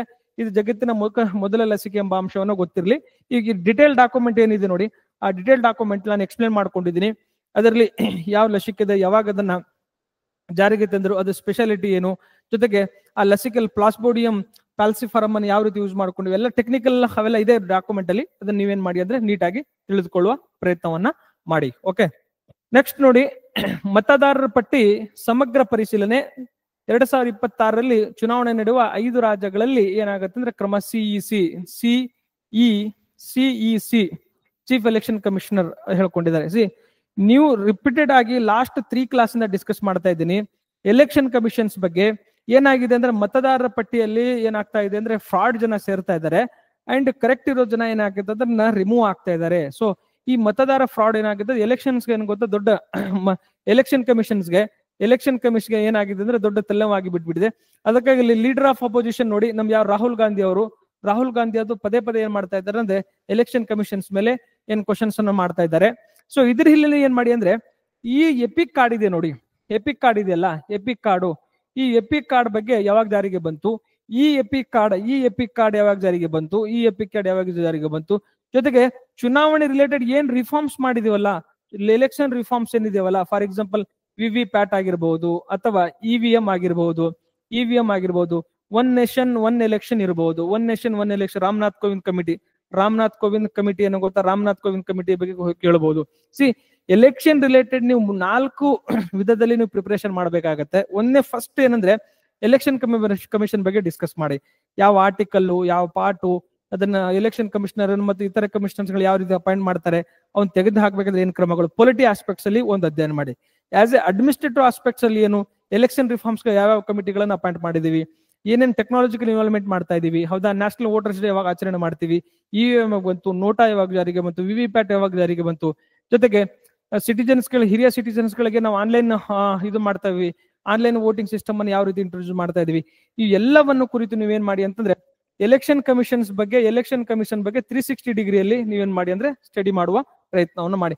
ಒಂದು ಸಾರಿ ಈ 4-5 ಆಂಗಲ್ಗಳಲ್ಲಿ ನೀವೇನ್ ಮಾಡಿ ಅಂದ್ರೆ ಒಂದು ಬೇಸಿಕ್ಸ್ ನೋಡಿ ರೆಡಿ ಮಾಡ್ಕೊಳ್ಳಿ. ಅದೇನೇನ್ ಡೆವಲಪ್ಮೆಂಟ್ ಆಗುತ್ತೆ ಅದನ್ನ ಆಡ್ ಆನ್ ಮಾಡ್ತಾ ಹೋಗಿ. ಓಕೆನಾ? ನಿಮಗೆಲ್ಲ ಗೊತ್ತಿದೆ, ಈ ಜನವರಿ 25 ನಾವೇನ್ ಮಾಡ್ತೀವಿ ಅಂದ್ರೆ ಎಲೆಕ್ಷನ್ ಕಮಿಷನ್ ರಾಜ್ಯದ ರಾಷ್ಟ್ರೀಯ ಮತದಾರ ದಿನ ಅಂತ ಆಚರಣೆ ಮಾಡ್ತೀವಿ. ಆ ರಾಷ್ಟ್ರೀಯ ಮತದಾರ ದಿನದ 2025 ಏನ್ ಥೀಮ್ ಏನಿದೆ, ಆ ಥೀಮ್ ಅನ್ನು ಕೂಡ ಎಕ್ಸಾಮ್ ಅಲ್ಲಿ ಕ್ವಶನ್ಸ್ ಅನ್ನ ಕೇಳ್ಕೊಂಡಿದ್ದಾನೆ. ಆ ಥೀಮ್ ಅನ್ನ ಕಮೆಂಟ್ ಮಾಡಿ ಹೇಳಿ, ಇದು 2025 ಏನ್ ಥೀಮ್ ಏನಿದೆ ಅಂತ. ಓಕೆ, ನೆಕ್ಸ್ಟ್ ನೋಡಿ, ದೇಶದ ಅರ್ಥವ್ಯವಸ್ಥೆಯು ಸುಸ್ಥಿತಿಯಲ್ಲಿದೆ, ನೀತಿ ಆಯೋಗದ ವರದಿ. ನಿಮಗೆ ನೀತಿ ಆಯೋಗ ಏನ್ ಮಾಡತ್ತಂದ್ರೆ, ಈ ನೀತಿ ಆಯೋಗ ದೇಶದಲ್ಲಿ ಏನೇನ್ ಪ್ಲಾನ್ಸ್ ಗಳನ್ನ ಜಾರಿಗೆ ತರಬೇಕು ಅನ್ನೋ ಅಂಶ ಏನಾಗುತ್ತೆ, ಇದು ಆಗತ್ತೆ. ನಿಮಗೆ ನಿನ್ನೆ ಹೇಳಿದೀನಿ, ಮೊದಲು ಪ್ಲಾನಿಂಗ್ ಕಮಿಷನ್ ಇತ್ತು, ಅದನ್ನ ನಾವು ನೀತಿ ಆಯೋಗವಾಗಿ ನಾವೇನ್ ಮಾಡ್ಕೊಂಡ್ರೆ ಪರಿವರ್ತನೆ ಮಾಡ್ಕೊಂಡಿದ್ವಿ. ಪರಿವರ್ತನೆ ಹೌದಾ? ನೀವು ಇಲ್ಲಿ ನೀತಿ ಆಯೋಗದ ರಚನೆಯನ್ನ ನೀವು ಅಧ್ಯಯನ ಮಾಡ್ಬೇಕಾಗತ್ತೆ. ರಚನೆ, ಈ ನೀತಿ ಆಯೋಗದ ಚೌಕಟ್ಟನ್ನ ನೀವೇನ್ ಮಾಡಿ ಅಂದ್ರೆ ಚೌಕಟ್ಟನ್ನ ಅಧ್ಯಯನ ಮಾಡಿ, ಮತ್ತೆ ನೀತಿ ಆಯೋಗದ ವರದಿಗಳನ್ನ ಅಧ್ಯಯನ ಮಾಡಿ, ಮತ್ತೆ ನೀತಿ ಆಯೋಗದ ಕಾರ್ಯಕ್ರಮಗಳೇನೋ ನೋಡಿ, ಈ ಕಾರ್ಯಕ್ರಮಗಳನ್ನ ನೀವೇನ್ ಮಾಡಿ, ಈ 4ರಿಂದ 5 ಆಯಾಮಗಳಲ್ಲಿ ನೀವೇನ್ ಮಾಡ್ಬೇಕಂದ್ರೆ ಈ ನೀತಿ ಆಯೋಗನ ನೀವು ಪ್ರಿಪರೇಷನ್ ಮಾಡ್ಬೇಕಾಗತ್ತೆ. At the same time NITI Aayog ಮತ್ತು ಪ್ಲಾನಿಂಗ್ ಕಮಿಷನ್ ಏನ್ ಡಿಫ್ರೆನ್ಸ್ ಇದೆ ಅದನ್ನು ಕೂಡ ನೀವು ಬೇಸಿಕ್ಸ್ ಅಲ್ಲಿ ಕ್ವಶನ್ಸ್ ಕೇಳುವ ಸಾಧ್ಯತೆ ಇರ್ತದೆ. ಅದನ್ನು ಕೂಡ ನೀಟಾಗಿ ಅಧ್ಯಯನ ಮಾಡೋ ಪ್ರಯತ್ನ ಮಾಡಿ. ಈ ನೀತಿ ಆಯೋಗ ಯಾವಾಗ ರಚನೆ ಆಯ್ತು, ಜೊತೆಗೆ ನಾವು ಪ್ಲಾನಿಂಗ್ ಕಮಿಷನ್ಸ್ ರಷ್ಯಾ ಮಾಡೋದ್ರಿದೆ, ಪ್ಲಾನಿಂಗ್ ಕಮಿಷನ್ ಯಾವಾಗ ಫಸ್ಟ್ ಪಂಚವಾರ್ಷಿಕ ಯೋಜನೆ ಯಾವಾಗ ಜಾರಿಗೆ ಬಂತು, ಸೆಕೆಂಡ್ ಯಾವುದು, 12 ಪಂಚವಾರ್ಷಿಕಗಳನ್ನ ಮಾಡ್ಕೊಂಡಿವಿ. ಅದಾದ ನಂತರ ನಾವು ಪ್ಲಾನಿಂಗ್ ಕಮಿಷನ್ ಬಂದ್ವಿ, ಏನ್ ಚೇಂಜಸ್ ಆಯ್ತು. ಆಸ್ ಆಫೀಸರ್ಸ್ ಆಗಿ ನೀವು ನೀವು ನಾಳೆ ಪ್ಲಾನಿಂಗ್ ಮಾಡಕ್ ಹೋದಾಗ ಬೇಸಿಕ್ಸ್ ನಿಮ್ಗೆ ಗೊತ್ತಿರ್ಬೇಕಾಗತ್ತೆ. ಸ್ವಲ್ಪ ಬ್ರಾಡ್ ಆಗಿ ನೀವೇನ್ ಮಾಡಿ ಅಂದ್ರೆ ಅಧ್ಯಯನ ಮಾಡುವ ಪ್ರಯತ್ನವನ್ನ ಮಾಡಿ. ಓಕೆ, ನೆಕ್ಸ್ಟ್ ನೋಡಿ, ಈ ನೀತಿ ಆಯೋಗದ ವರದಿಯಲ್ಲಿ ಏನೇನು ಗೊತ್ತಾ, GDP ಯಾವ ರೀತಿ ಇದೆ, ನಮ್ದು ಯಾವ್ದು ಇನ್ಫ್ಲೇಷನ್ಸ್ ಯಾವ ರೀತಿ ಇದೆ, at the same time COP ನಮ್ದು ಯಾವ ರೀತಿ ಇದೆ, ಅಂಡ್ ಫಾರೆಕ್ಸ್ ರಿಸರ್ವ್ ಯಾವ ರೀತಿ, ಅದರ ಬಗ್ಗೆ ಸ್ವಲ್ಪ ಬೆಳಕು ಚೆಲ್ಲುವ ಪ್ರಯತ್ನವನ್ನು ಮಾಡಿದೆ. ಆ ಬೇಸಿಕ್ ಟರ್ಮಿನಾಲಜಿಗಳನ್ನ ನಾನು ಡಿಸ್ಕಸ್ ಮಾಡುವ ಪ್ರಯತ್ನವನ್ನ ಮಾಡ್ತೀನಿ. ಓಕೆ, ನೆಕ್ಸ್ಟ್ ನೋಡಿ, ಒಟ್ಟು ಆಂತರಿಕ ಉತ್ಪಾದನೆ GDP ಅಂತ ಕರಿತೀವಿ. ಹೌದಾ? GDP ಅಂತ ಕರಿತೀವಿ ನೋಡಿ. ಈ GDP ಹೋಗಕ್ಕಿಂತ ಮುಂಚಿತವಾಗಿ ನೀವೇನ್ ಸ್ಟಡಿ ಮಾಡಿ ಅಂತಂದ್ರೆ GDP ಅನ್ನ ಅಧ್ಯಯನ ಮಾಡಿ. At the same time GVA ಅಂದ್ರೆ ಏನು, GVA ಅಧ್ಯಯನ ಮಾಡಿ. ಮೂರನೇದು ಆಮೇಲೆ ಏನು ಗೊತ್ತಾ, NNP GNP ಇವೆಲ್ಲವನ್ನ ನೀವೇನು ಗೊತ್ತಾ ಬೇಸಿಕ್ಸ್ ಅಲ್ಲಿ ಹೆಡ್ ಇದು ಮಾಡಿ. ಜೊತೆಗೆ ಗ್ರೀನ್ GDP ಅಂತ ಇದೆ, ಗ್ರೀನ್ GDP ಇದನ್ನ ಏನ್ ಮಾಡಿ ಅಂದ್ರೆ ಅಧ್ಯಯನ ಮಾಡಿ. ಎಟ್ ದ ಸೇಮ್ ಟೈಮ್ ಇದನ್ನ ಹ್ಯಾಪಿನೆಸ್ ಇಂಡೆಕ್ಸ್ ಇದ್ ನೋಡಿ, ಗ್ಲೋಬಲ್ ಹ್ಯಾಪಿನೆಸ್ ಇಂಡೆಕ್ಸ್, ಅದನ್ನ ಅಧ್ಯಯನ ಮಾಡೋ ಪ್ರಯತ್ನ ಮಾಡ್ರಿ. ಅದೇ ಸೇಮ್ HDI ಅವನ್ನ ನಾವೇನ್ ಮಾಡಿ ಅಂತಂದ್ರೆ ಅಧ್ಯಯನ ಮಾಡುವ ಪ್ರಯತ್ನವನ್ನು ಮಾಡಿ. ನೆಕ್ಸ್ಟ್ ಏನು ಗೊತ್ತಾ, ಈಗ GDP ಅಲ್ಲಿ ರಿಯಲ್ GDP ಮತ್ತು ನಾಮಿನಲ್ GDP ಅಂದ್ರೆ ಏನು, ನಾಮಿನಲ್ GDP ಅಂದ್ರೆ ಏನು, ಇದನ್ನೇನ್ ಮಾಡಿ ಅಂದ್ರೆ ಅಧ್ಯಯನ ಮಾಡುವ ಪ್ರಯತ್ನವನ್ನು ಮಾಡಿ. ಇವೆಲ್ಲ ಬೇಸಿಕ್ ಕಾನ್ಸೆಪ್ಟ್ಸ್ ಗಳನ್ನ ನೀವೇನ್ ಮಾಡ್ಬೇಕಂದ್ರೆ ಎಕ್ಸಾಮ್ ದಲ್ಲಿ ಕೇಳ್ತಾನೆ. ಈ ಬೇಸಿಕ್ ಕಾನ್ಸೆಪ್ಟ್ ಗಳನ್ನ ಅಪ್ಲಿಕೇಶನ್ ನಿಮ್ಗೆ ಕೇಳಬಹು ಸಾಧ್ಯತೆ ಇರ್ತದೆ. ಅಪ್ಲಿಕೇಶನ್ಸ್ ಏನು ಗೊತ್ತಾ, ಇದು ನಿಮ್ಗೆ ಗೊತ್ತಿದೆ ಅಂತ ಭಾವಿಸ್ಕೊಳ್ತೀನಿ. ಮೊಟ್ಟ ಮೊದಲು ನಾವು ಏನ್ ಮೊದಲು ಮಾಡ್ತಾ ಇದ್ವಿ ಅಂದ್ರೆ, ಮೊದಲು ಆರ್ಥಿಕತೆ ಆಧಾರದ ಮೇಲೆ ನಾವು ನಮ್ಮ ಪ್ರಗತಿಯನ್ನು ಅಳಿತಾ ಇದ್ದೀವಿ. ಆದ್ರೆ ಇತ್ತೀಚಿನ ದಿನಮಾನಗಳಲ್ಲಿ ಆರ್ಥಿಕತೆ ಇಂಪಾರ್ಟೆಂಟ್ ಅಲ್ಲ, ವ್ಯಕ್ತಿ important, human development is important. ನಾವೇನ್ ಮಾಡ್ಕೊಂಡಿವಿ, ಈ GVA ಇಂದ ನಾವೆಲ್ಲಿ ಕನ್ವರ್ಟ್ ಆಗಿದೀವಿ, ಹ್ಯೂಮನ್ ಡೆವಲಪ್ಮೆಂಟ್ ಡೇಟಸ್ಗೆ ಇದು ಮಾಡ್ಕೊಂಡಿವಿ, ಕನ್ವರ್ಟ್ ಆಗಿವಿ. ಜಸ್ಟ್ ಹ್ಯೂಮನ್ ಡೆವಲಪ್ಮೆಂಟ್ ಮಾಡಿದ್ರೆ ಇಂಪಾರ್ಟೆಂಟ್ ಅಲ್ಲ, ವುಮನ್ ಎಷ್ಟು ಹ್ಯಾಪಿ ಅದಾನೆ ಅನ್ನೋದು ನೆಕ್ಸ್ಟ್ ಪಾರ್ಟ್ ಬಂತು. ಅದಕ್ಕಾಗಿ ನಾವೇನ್ ಮಾಡ್ಕೊಂಡಿವಿ ಅಂದ್ರೆ ಗ್ರಾಸ್ ಹ್ಯಾಪಿನೆಸ್ ಇಂಡೆಕ್ಸ್ ಕಡೆ ಹೋಗ್ತಾ ಇದೀವಿ. ನಮ್ಮನ್ನ ನಾವು ಯಾವ ರೀತಿ ಎಳಿತಾ ಇದ್ದೀವಿ ಅಂದ್ರೆ, ಮೊದಲು ಆರ್ಥಿಕ ಮಟ್ಟದಲ್ಲಿ ಎಳಿತಾ ಇದ್ದೀವಿ, ನೆಕ್ಸ್ಟ್ ಮಾನವ ಸಂಪನ್ಮೂಲದ ಮಟ್ಟದಲ್ಲಿ ಎಳಿತಾ ಇದ್ದೀವಿ. ಈಗ ಮಾನವ ಎಷ್ಟು ಸಂತೋಷವಾಗಿದ್ದಾನೆ ಎಂಬ ಅಂಶದಲ್ಲಿ ನಾವೇನ್ ಮಾಡ್ತಾ ಇದೀವಿ ಅಂದ್ರೆ GDP ಅನ್ನ ಅಳಿತಾ ಇದ್ದೀವಿ. ಇದಕ್ಕಾಗಿ ಹೆಂಗ್ ಕನ್ವರ್ಟ್ ಆಗ್ತಾ ಇದೆ ಸ್ವಲ್ಪ ಇದನ್ನ ನೋಡುವ ಅಧ್ಯಯನ ಮಾಡಿ. ಒಂದು GDP ಅಂದ್ರೆ ಗೊತ್ತು, ಒಂದು ವರ್ಷದಲ್ಲಿ ಉತ್ಪಾದಿಸುವ ಸರಕು ಮತ್ತು ಸೇವೆಗಳ ಒಟ್ಟು ಮೊತ್ತವನ್ನ ನಾವೇನ್ ಕರಿತೀವಿ, ಒಟ್ಟು ಮೊತ್ತವನ್ನ ನಾವು GDP ಅಂತ ಕರಿತೀವಿ. ಹೌದಾ? ಈ ರಿಯಲ್ GDP ಅನ್ನೋದಂದ್ರೆ ಒಂದು ಮೂಲ ವರ್ಷದ ಆಧಾರದ ಮೇಲೆ ಮೂಲ ವರ್ಷದ ಆಧಾರದ ಮೇಲೆ ನಾವು GDP ಅನ್ನು ಹೇಳಿದ್ರೆ ಅದನ್ನ ರಿಯಲ್ GDP ಅಂತ ಕರಿತೀವಿ. ಫಾರ್ ಎಕ್ಸಾಂಪಲ್, ಈಗ ಇಲ್ಲಿ 2011 ಮತ್ತು 2012 ನಾವೇನ್ ಮಾಡ್ಕೊಂಡ್ವಿ, ಮೂಲ ವರ್ಷವನ್ನ ಇಳ್ಕೊಂಡ್ವಿ. ಅದ್ರ ಈ ಮೂಲ ವರ್ಷದ ಬೇಸಿಸ್ ಮೇಲೆ ಅಳತೆ ಮಾಡ್ಕೊಂಡ್ರೆ ಅದನ್ನ ರಿಯಲ್ GDP ಅಂತ ಕರಿತೀವಿ. ನಾಮಿನಲ್ GDP ಅಂದ್ರೆ ಪ್ರಸಕ್ತ ವರ್ಷದ ಆದಾಯ ಏನು ಗೊತ್ತಾ, ಪ್ರಸಕ್ತ ವರ್ಷದ ಆದಾಯದ ಮೇಲೆ ನಾವು ಇದನ್ನ ಮಾಡ್ಕೊಂಡಿವಿ, GDP ಅನ್ನು ಹೇಳ್ಕೊಂಡಿವಿ ಅಂದ್ರೆ ಅದನ್ನ ನಾಮಿನಲ್ ಅಂತ ಕರಿತೀವಿ.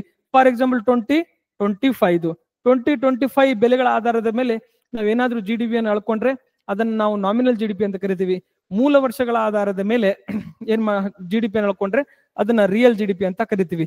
ಇದಕ್ಕೇನ್ ಡಿಫರೆನ್ಸ್ ಇದೆ ಇರ್ತಂದ್ರೆ, ಇಲ್ಲಿ ನಾಮಿನಲ್ GDP ಅಲ್ಲಿ ಏನಾಗುತ್ತೆ, ಹಣದೊಬ್ಬರ ಇರ್ತದೆ, ಇನ್ಫ್ಲೇಷನ್ ಹಣದೊಬ್ಬರ ಇನ್ಕ್ಲೂಡ್ ಆಗಿರ್ತದೆ.